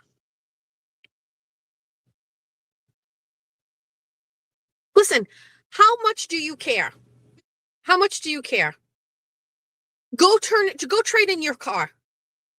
Go get, listen, as you know, I'm not a car girly. You know what I mean? Like, I've had very fancy cars. I've driven very expensive cars when I was with baby daddy number one. It's wonderful. It's very nice. But for me, all I care about is a car that starts up every day. So get rid of the car. Go get another car so there's no tracker on it. Get rid of your phones. Get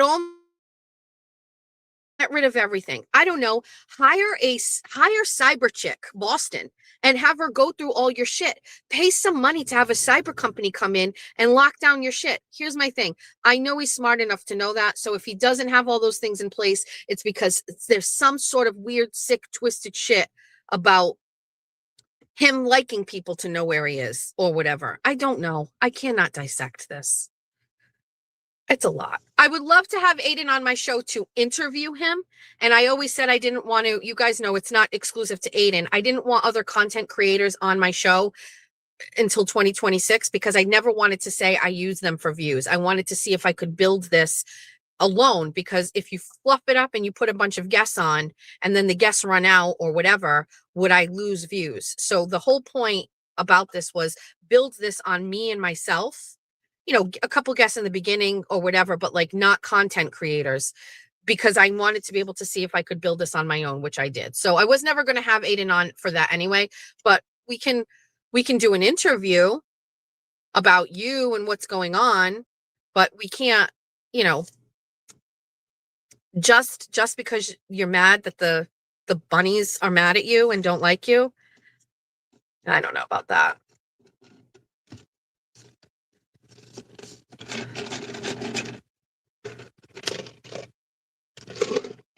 All right, it's 9 o'clock. Let's start driving. Well, let's read some comments first, and then we're going to start driving home. Let's see.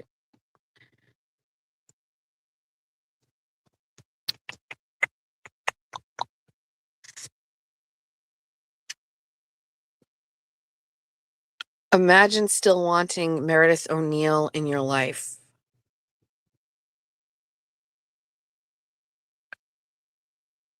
I had Krusty on. Come on, be reasonable. That was my very first show.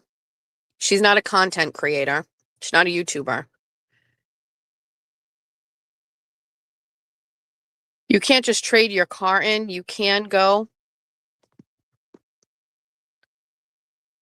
You can't just trade your car in. You can go to the dealership and have things corrected with the car. I don't know. I mean, are we not getting the life sucked out of us every time? He's like, oh, somebody said they know. Okay. I wouldn't do a damn thing until I figured out how people are figuring out where I am.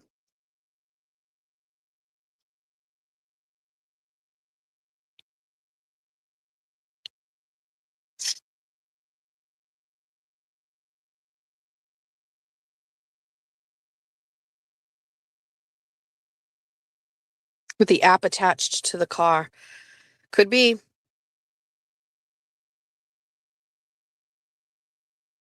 Could be. I don't know. I just, like, okay, how long has this been going on? They know where I am. Somebody sending me message. How long? Okay, I can tell you how long. One day too many. One day too many. Maybe this National Grid guy is going to post on fucking Twitter. Jess Machado is down at the waterfront in Somerset. I don't know. How long? How long are we going to deal with it? How long?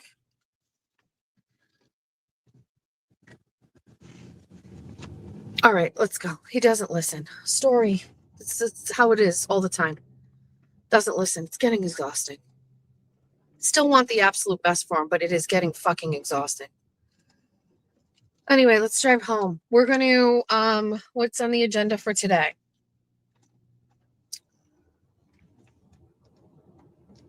Oh, hold on 1 second. That's interesting. My spy radar is up on that. Who is that? Huh. Interesting.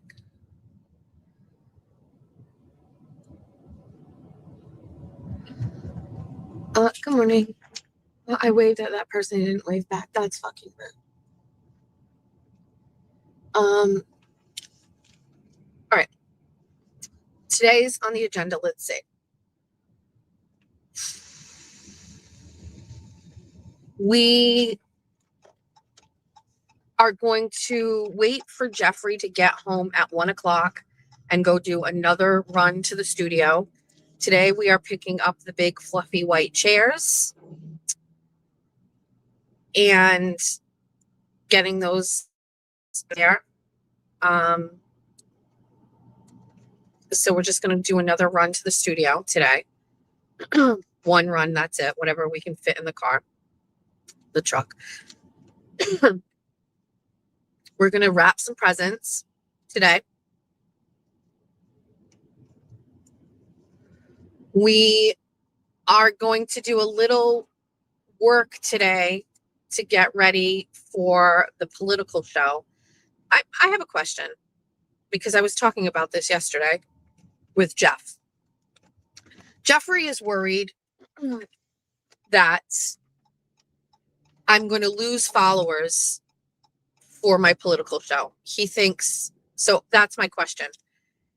If you're here and you listen, if I have a show that is a political show where I talk about, right now it's just going to be on Mondays, but I can tell you it's most likely going to go to every day from 12 to 2. And I'm a conservative female living in Massachusetts. I will most likely be talking about local politics, state politics, and national politics, very similar to the radio show that I used to have. Is that going to, okay, so first of all, I need to know. I just basically need to know. Jeff feels like this is going to be a lethal move in my YouTube content creation, where I'm going to lose people who are going to say, I can't deal with your politics. I think that it's going to be, I think there are going to be people who will listen from here, and I think there will be people who won't listen from here. But I think there is a whole other facet of people that do not listen to me, that only will listen to the political thing. And then I also think there's a whole other group of people who don't listen here that will listen to the political thing, that will maybe come and pop in on Bunny After Dark and stay. You know, like there's no way of knowing. I'm not sure. I'm just not sure. I always blindly was like, I must do a political show. Politics is a big part of my life. But Jeff is worried that people would just be like, no. So I can't read all the comments right now, but I am going to read them. But if you are interested in the politics and you are not a conservative, are you able, and you do like everything you've heard up to this point, are you able to separate the two and say, I really like her when she's talking in the mornings and I love Bunny After Dark, but I do not like her politics and I won't listen to the political show, but I'll still listen to the other shows. I'm just trying to figure out if it's going to be bad for me. I'm not saying it would stop me, because I really miss the political part of it. And I really would like to talk about it. It's a very important election this year coming up. Also, you know, we can work through it in real time. I'm not really MAGA anymore. You know what I mean? Like, you know, MAGA and Make America Great Again and the red hat wearing people of 2020 are not the same in 2024. You know what I mean? Like, it really does at times represent a very far right group of people that are judgmental and weird and far, far right. And that is not me. It's never been me. You know what I mean? I'm not saying I don't appreciate people that are like, is it constitutionalists, or I don't even know what the term is they use anymore. I'm not even saying like I don't appreciate those people. I'm just saying I am not them. And I feel like some of them, like in particular, like Kayla Churchill, they give that part of the party a bad name. And so like, I can love Trump and not be MAGA. You know what I mean? Does that make sense? So I'm trying to feel it out. I want to, before we start this, I want to figure out, because I'm very protective of what we've built here and I'm very protective of the bunnies, but I'm just wondering like if the people who aren't political will just be like, I'm just not going to listen. You know what I mean? Or do you maybe want to listen and hear what I have to say? I'm trying to figure that out. I just want to let you know, unfortunately, I cannot see these super chats. I'm very stressed about it. I can't see them on my phone. Let's see. Melanie's saying, do the show. Claire is saying, try it. Let's see. Why don't you try giving us a few samples? It's not like we're going to ditch you after a couple shows we're bored with. It's fair to give it its own space for people to listen. That was always the goal, was to just say, like, let's keep the politics away from the fun stuff. You know what I mean? Like Bunny After Dark is just not political. Jess, are you more Republican than conservative or vice versa? It's evolved over the past, it's evolved a little bit. I've recently thought about leaving the party because I'm so unhappy with the party in this state, the structure of it, the way it operates. I have long believed, very long believed, that since I became became a player in the Republican Party, I have never felt more on the outside for so many reasons. Number one, I don't have wealth. And I felt like a lot of the power players in the Republican Mass GOP have wealth. Okay. And I'll give you the perfect example. While I love Amy Carnevale does not take the $120,000 a year salary for being the chairwoman of the Mass GOP. And that is a crazy notion that you can afford to not take $120,000 a year salary. Okay. So how detached are all of these people from the poors? You know what I mean? Like, I am a blue collar Republican. You know what I mean? And I feel like the Massachusetts GOP has long ignored the blue collar Republican, except when they need them to do the grunt work. And then the blue collar Republicans are indispensable because you need them. You need them to hold signs. You need them to come to events and put people and bodies in the room. You know what I mean? You need them to make phone calls for candidates. And so there is a definite like upper echelon of the Massachusetts GOP filled with wealth and generational wealth and people that, while I certainly think of care about being Republican or whatever, like what about the regular blue collar person who is not a Democrat, who doesn't align with the liberals in the state? You know what I mean? Like, again, a third option. So not a liberal Democrat, not a rich Republican, but a third option, a regular middle class, not even middle class, because middle class is a very unique fucking label right now. A blue collar family voter who, you know, doesn't align with all of the things that the liberals are doing in this state. Do you know what I mean? Did somebody just say, Jess, please stop? Nothing for nothing. Don't tell me what to do on this show. Do not do that. That is one way to really kind of get to me. Please stop. This is my show. Do not do that. Like, I highly recommend just shutting it off if you don't like it.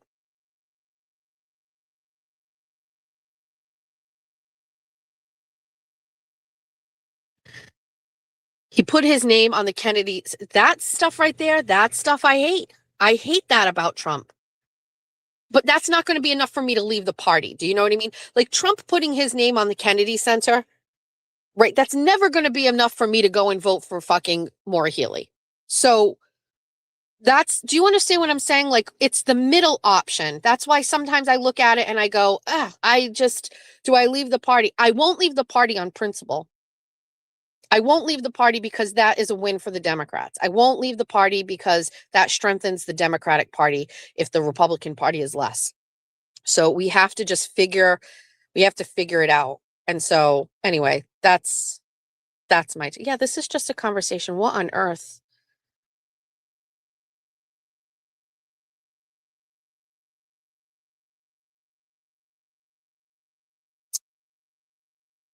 Just put your political views out there.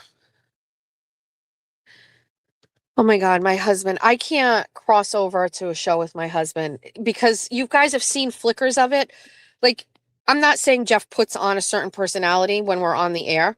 That's not. Jeff is Jeff. That is, you get the best of Jeff when he's on the air. It's the same with me. You get the best of me here. You know what I mean? You don't ever see me at my worst. Sometimes you do.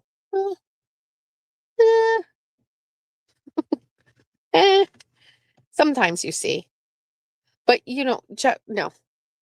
You will eventually see Jeffrey and the struggles that I have with him. It will not work.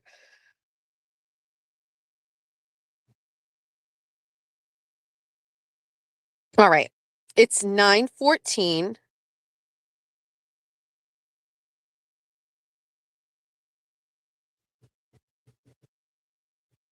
So listen, here's what I'm going to say. Like, and then we're not going to talk about this anymore. So listen, at this point, you've seen almost 4 years of what happens with Maura Healey as your governor, right? If you haven't been paying attention, don't worry. I wrote about it for a whole year and a half. So my job will be to bring that back, show it all to you, explain it all to you again, right?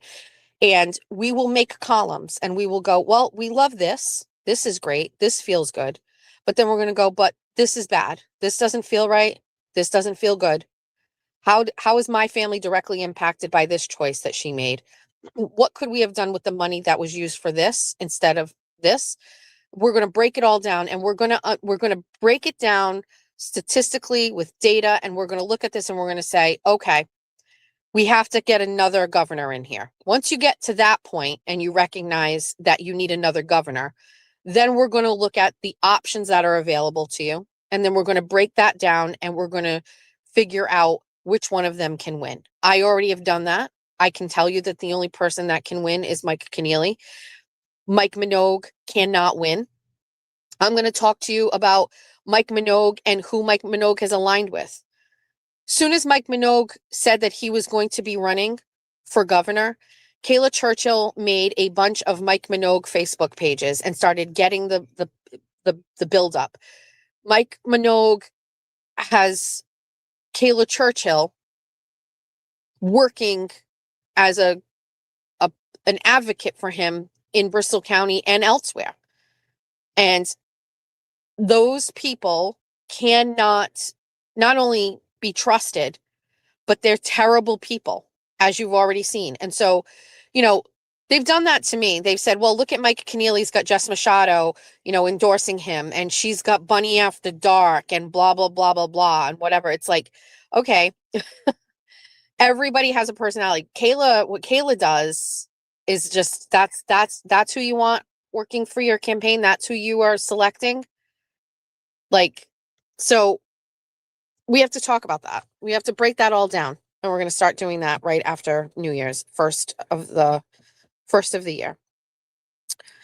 All right. So that's that. It's 9:16. So today, good morning, everybody. Today's Monday. We're going to do a 24 and 24 tomorrow on Tuesday. I believe the bunnies said no Bunny After Dark this week. And we're just going to do a Saturday show, Jess Machado show on Saturday. Now we're running into another issue because Bunny After Dark would fall on New Year's Eve as well. And so I don't think we could do that either. So we have to figure it out. I almost said, let's do a Bunny After Dark tonight. Is Monday night the night where nobody does a show? It's just, I don't have anything to talk about right now, and I haven't had a chance to build a show. So we can't do it tonight. Dump Healy, vote Keneally. That's my mantra going into 2026. Did you say Mike needs better videos? He should get microdots. Mike Keneally, stand by for that.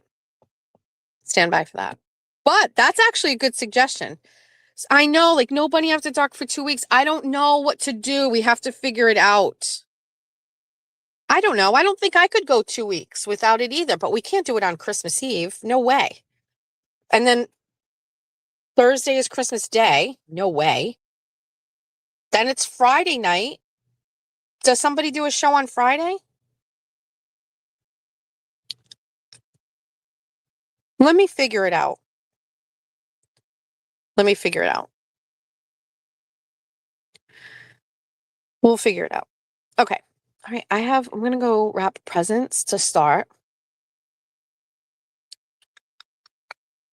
Thursday show on January. We cannot wait. We will not be able to wait 2 weeks. I can tell you that right now. There's a lot we'll need to discuss.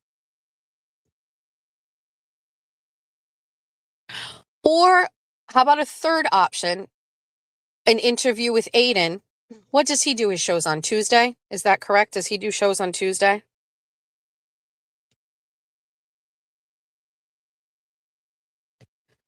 Could we do an interview with Aiden? Just an interview. He doesn't get to control it. I will ask the questions.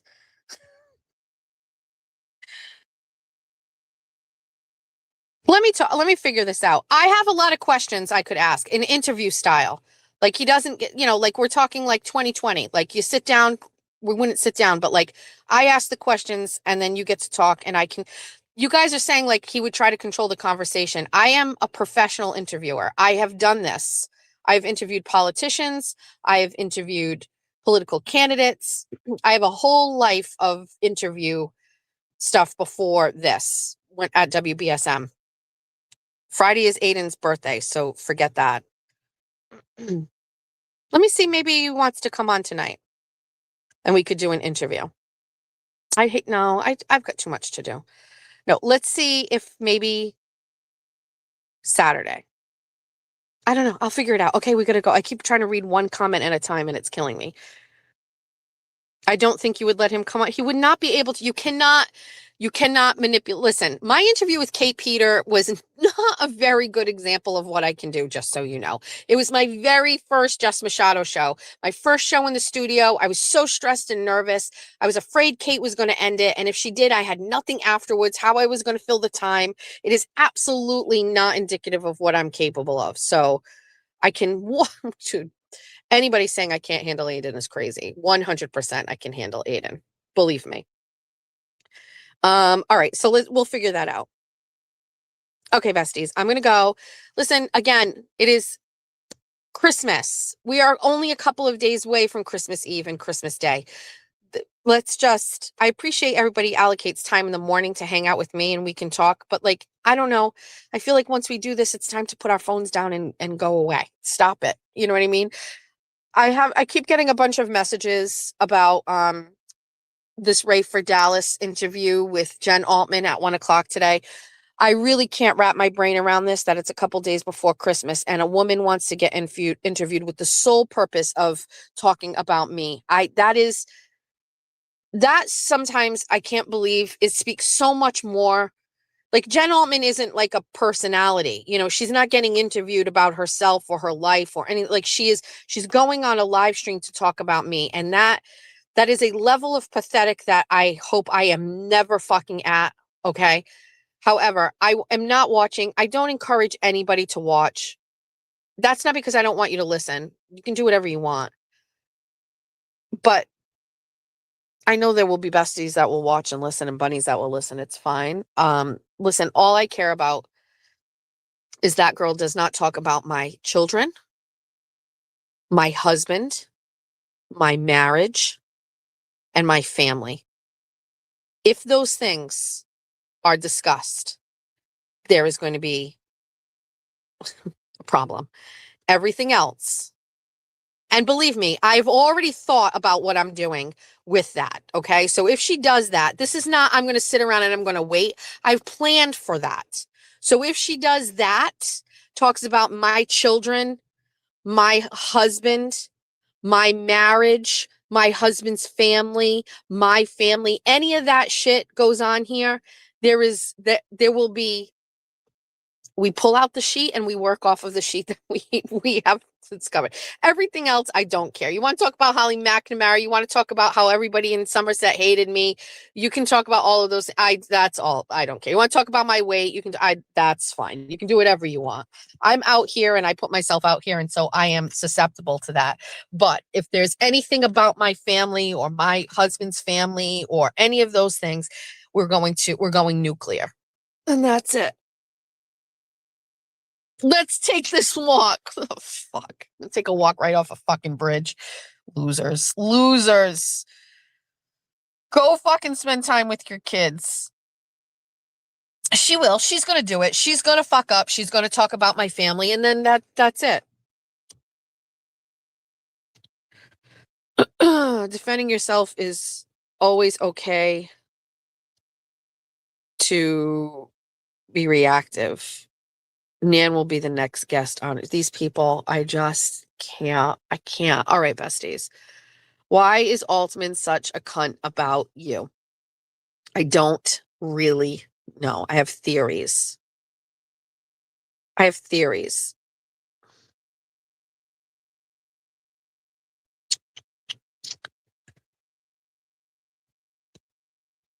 have some things I want to say, but we're not going to say. I hate to even say that because then people are like, wait, say it, but I can't. All right. Oh, I got a great message. I forgot to shut off, like put do not disturb. It said, hi, Jess, why don't you create a new members only political show for the first few shows, slightly cheaper and separate to the regular members only stuff. So the main reason I won't do that is because there are people in the political world that are waiting for this show. And I don't want anybody, listen, the members only is really, and we have to work on members only content as well.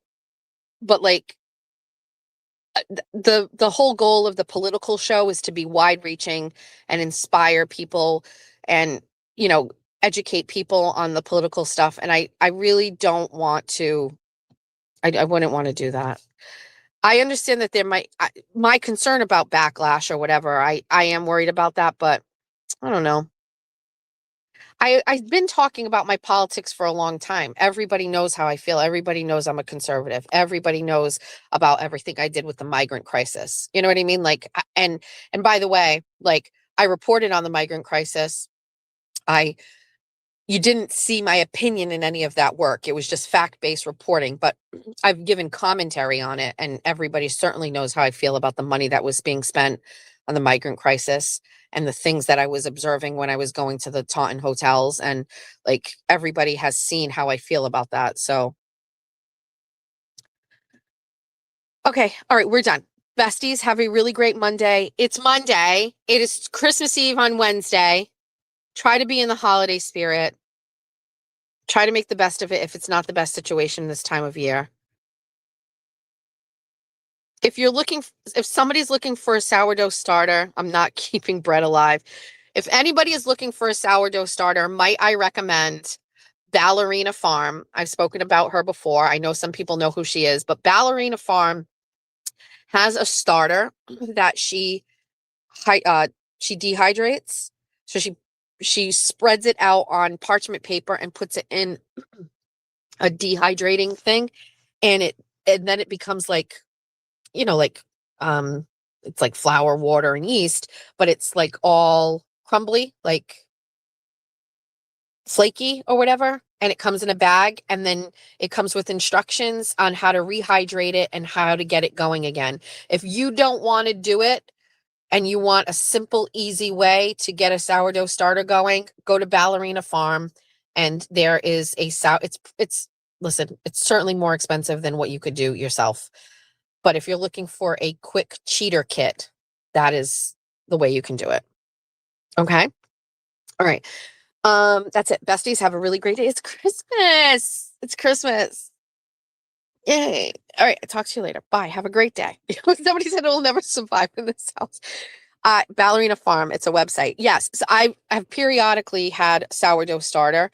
There was a time I was really into it and it was constantly going, and you just feed it. It's alive. And you use a portion of it to add to your flour and water mixture so you can make sourdough bread. But you can make bread without it, by the way. You don't need to do sourdough. You can make a really good bread without it. Have I ever posted the recipe I use for bread? I'm going to do that. Wrap with you. Oh my God. I don't think I could. Do you want to just go in the house together? Let's just go in the house. Let's just go. No. Let's just go in the house. Hold on.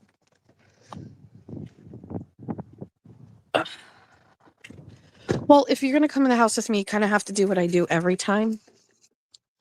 I usually don't have the phone. I'm putting you on the recycling bin. Hold on. Okay. I stretch. So hold on. But what we do is we do like a sun salutation. So I look at the sun. I'm not joking. This is what I do every day. So I'm going to stretch. I'm going to put my arms up above my head and lean back. Then I'm going to twist to the left, twist to the right. I'm going to stretch just a little bit. So if you're here, you're going to have to go through the whole thing. So I'm not going to talk to you. Just give me a minute. I'm looking at the sunshine. Hold on.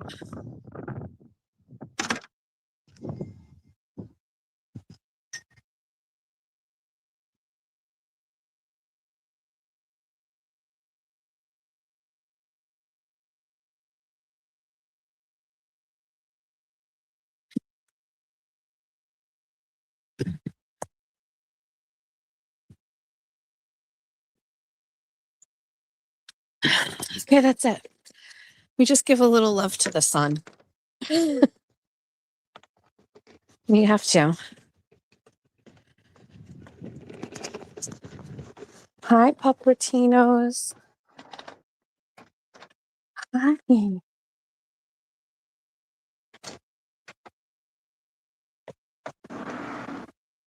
Good morning. Hi.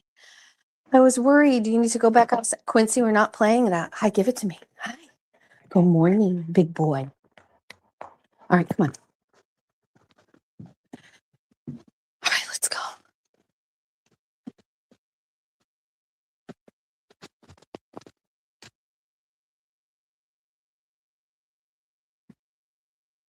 All right, see what I mean? We have a lot going on. There's the birds. Here's the puppies. Right. Hold on. We moved. Can you even see? Oh, Quincy, we moved. Okay, we moved this couch away because we're getting a new rug. This is usually over there. Quincy. Here's the birds. This is usually in front of the window, but this rug is coming out. And so we moved this off to the side because we got these curtains first. I mean, recently I changed curtains in here for the first time in 10 years. And this rug was here. So this doesn't match anymore. So this is my Christmas village. This doesn't go here. Okay, let me get the dogs. Do you need to go outside? Who shut off my Christmas tree? Jeffrey.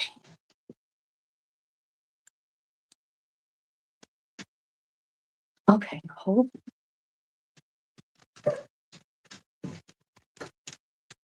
Totes. Wait, Quincy. Holly. Okay.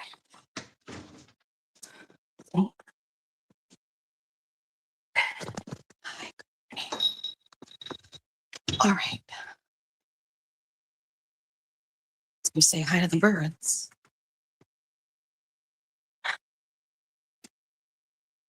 Good morning, Vincent. Good morning, Mia. Mia, you look so pretty today. Hi, good morning. Good morning. Okay. This wrapping central, wrapping paper, Apple 2GS. If anybody knows. I'm not a hoarder. Everything is organized. It's just it's whatever. Remember I told you about the candles and see what I mean about the windows? Do you know what I'm talking about? There's no thing. So I have to, these plants I bought during COVID and they're still living. Look at the rocks I painted. Can you see this? I can't tell if you can see.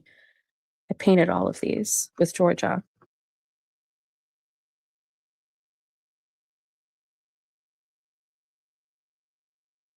Okay. Oh, there's the frying pan I bought TT.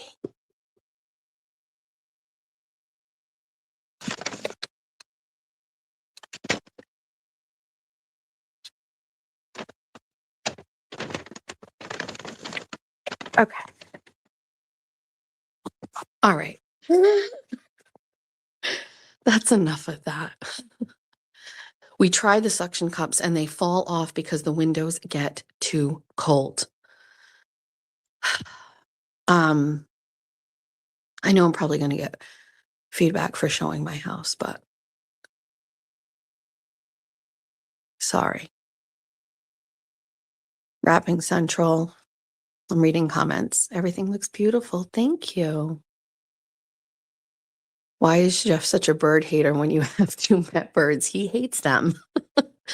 I have the rainbow multicolored version of your living room rug in my dining room. So this is your therapy?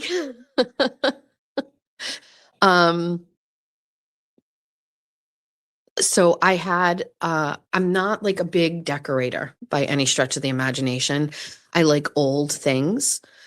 And so, as you can tell, like I have an old home and I just also don't waste time decorating. I know that is some people's thing. It's just never been my thing. I've had the same. You should shut it off if no one is home. Shut what off? The heat is not on yet. I have to turn it on. Well, it's on 62. So I'm going to put it up to 65. There we go. So I've had curtains in this room. They were tan for the 10 years I've lived here. I've never changed them. Occasionally, I will change them with the curtains in my bedroom, and I will maybe flip back and forth. But for the most part, the curtains that are in this room have always been those curtains. This year, for the first time, I bought these green, you saw them, right? These yellow curtains with birds on them. Did you even get a look at, I mean, I'll make an exception to turn the camera on again, but like, stand by. Like they have birds on them and they're very like, I don't know. So anyway, I made an exception and splurged on these curtains.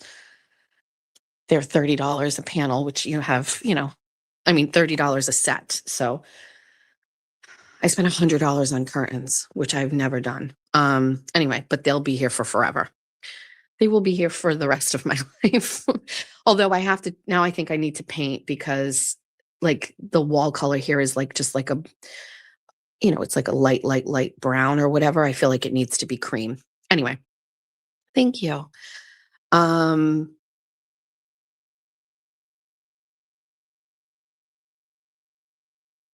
You like content creators that show their real life homes? Well, I probably think it's dangerous to some extent to show the inside of your home, but I don't know. I just like to share with people. You move stuff around. We had a problem this weekend where you just saw, this is my fancy living room. It's not fancy, obviously, but it's my living room and my dining room combo. And then you have the foyer. I didn't go through my kitchen because there's like a lot of personal stuff in here, but on the side of my kitchen is another huge family room.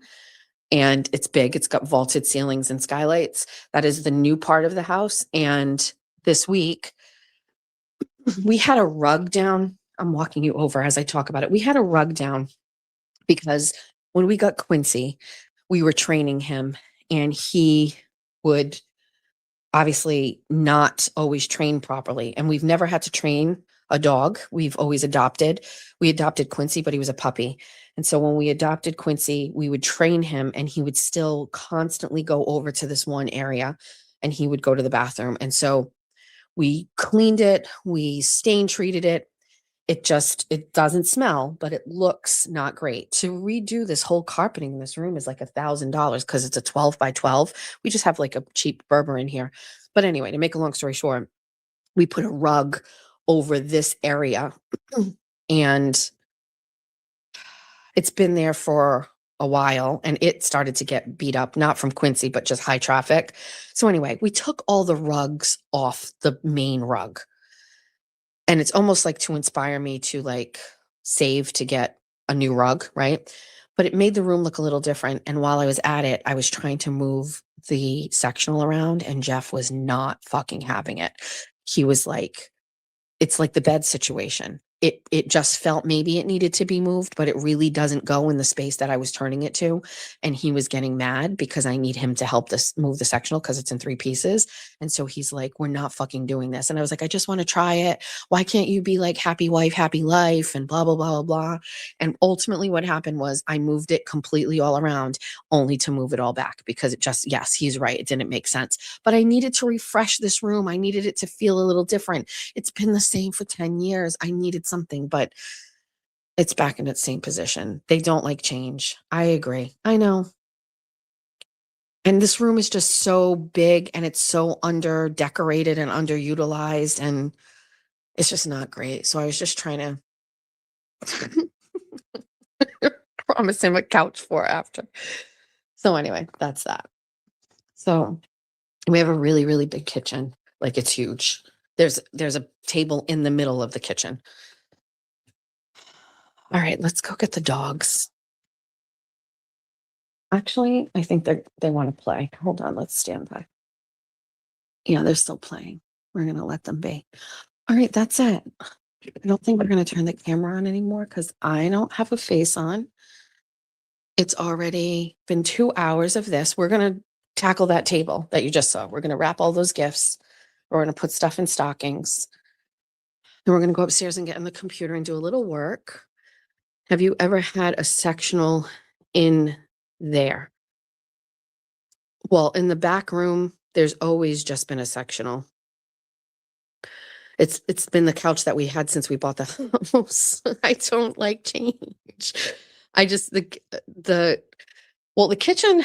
So this kitchen, again, this house was built in 1906. So I'm still trying to figure out if this kitchen even had like what kind of did it have a hearth? Like, I don't know. But anyway, the kitchen is big. And it's a big square or a rectangle. And there's literally cabinets on 3 of the walls. We have high cabinets up top. I want to show you something, but I don't want people to judge my house. So like, just hold on. Like I have this thing. Wait, can you see it? So I have like all of the coffee cups here because you know how I am with coffee. It's like all my coffee cups are there. You know what I mean? And then I have this section over here. Look at me. Look at me. These are the receipts from Dublin Rose when we used to go there when the Chiefs were in the Super Bowl. Hold on.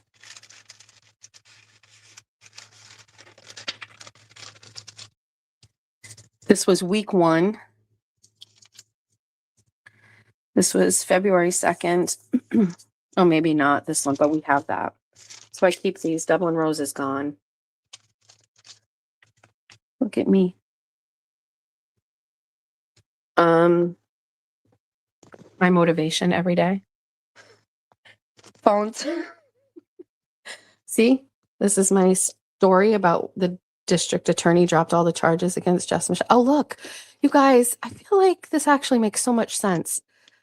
Look, it's the Ballerina Farm crew. Here's my apron. It hangs here. But there's Ballerina Farm. They sent that. This is Marianne from NBC that I met during the trial.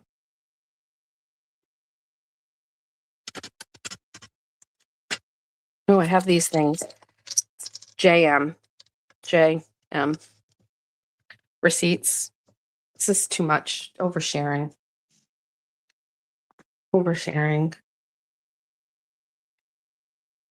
And now I feel like I have to see what I'm talking about this room.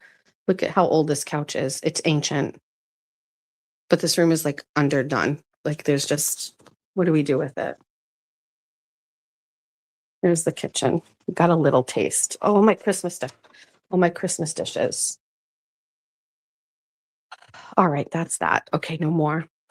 We're done. Okay. All right. Who is the cutie with a beard? Let me go back to that. Cutie with the beard. Where? That is our friend Nick that passed away this year. Very sad. Hard to talk about.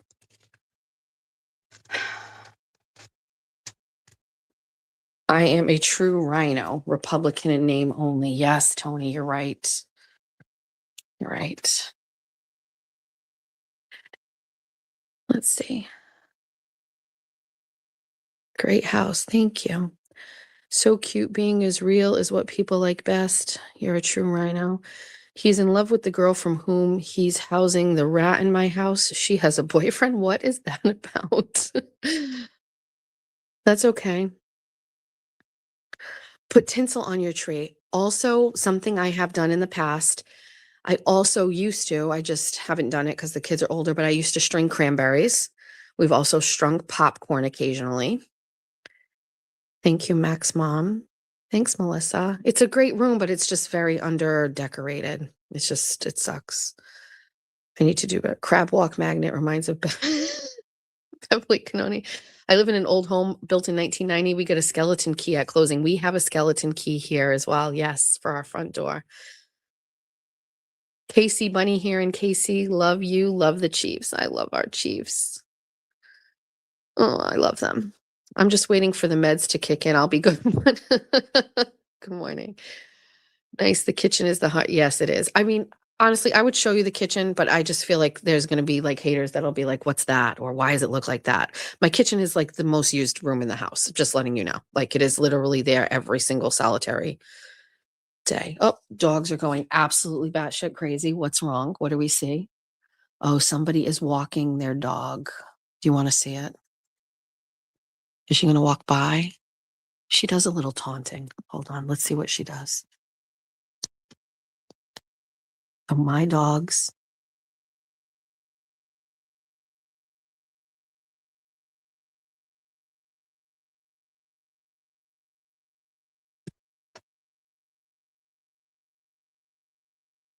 Quincy stays in the back and see he's got his fur up on his shoulders. Like he gets like very aggressive. That's Reagan just running the show territory. He's in charge. It's Mike Crawford. Shut your face. It looks like a house full of love. I think so. Yeah, they guard the fence. We have a lot of dogs in the neighborhood that are friendly and they talk. And sometimes the dog owners or walkers have little treats for my dog. So it like builds a relationship. It's that kind of thing where people walk by, they don't stop or engage or whatever. So my mini doodle chased a wild turkey around the yard yesterday.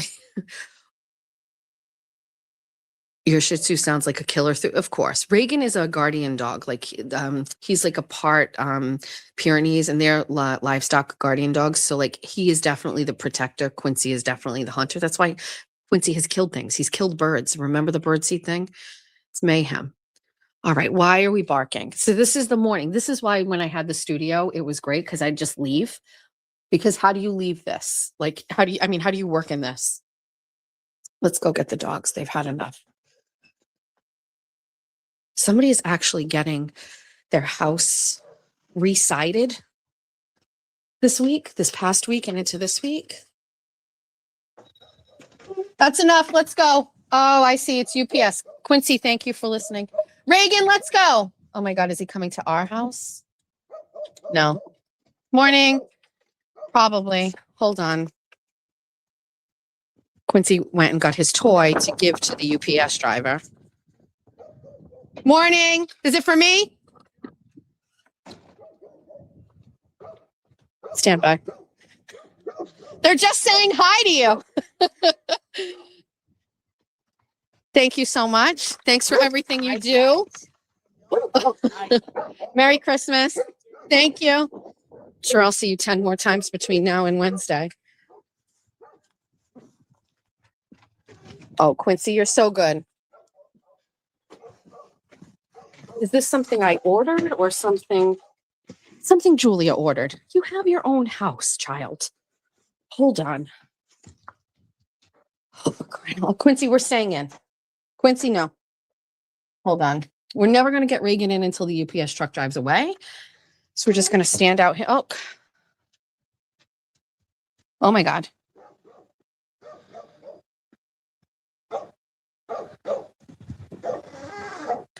Good boy, Quincy.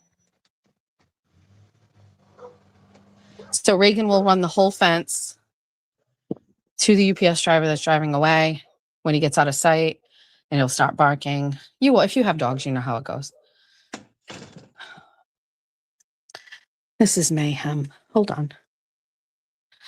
You guys wanted this. You asked for this. All right, let's go. We're done. Reagan, let's go. Good boy. All right, let's go. Let's go get a treat. Good boy. All right. Jesus. Also, we have a bell on the door. This is from a place in New Hampshire. They make sleigh bells. Do you know the whole thing about sleigh bells? So every family back in the olden days had sleigh bells on their carriage to warn people when they were turning around a bend. I think that's how it goes. Hold on, we'll get a treat. Let's see. You want... Oh, Daddy put them up high. I cannot reach those. We may just have to do cheese. Let's just do cheese. I can't reach. Don't put it up too high. I'm short. I'm a short queen. Hold on. You want a piece of cheese? Good job, Quincy. Okay, go away. All right, hi, we're done. Let me read some comments and then we can be done. Where's my laptop? Does anybody know where my laptop is? It's probably in the office. Let's sit down, let's read some comments, and then we're going to go. We're not going to wrap anymore because it's too chaotic. Okay, let's see.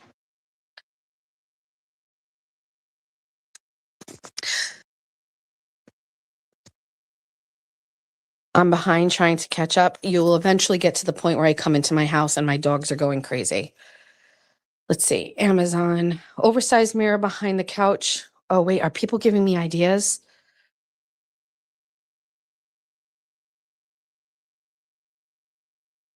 You have a Mastiff and a Pitty.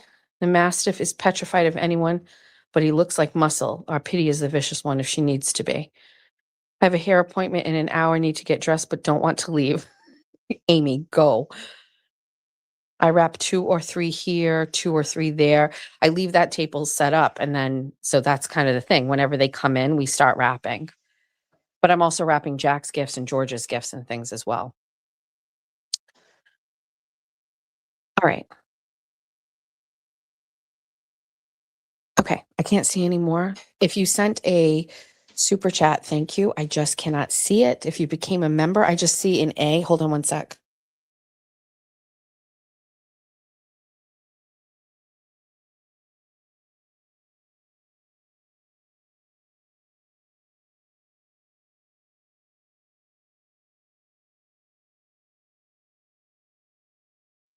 Okay. I can only see someone became a member and the first letter A.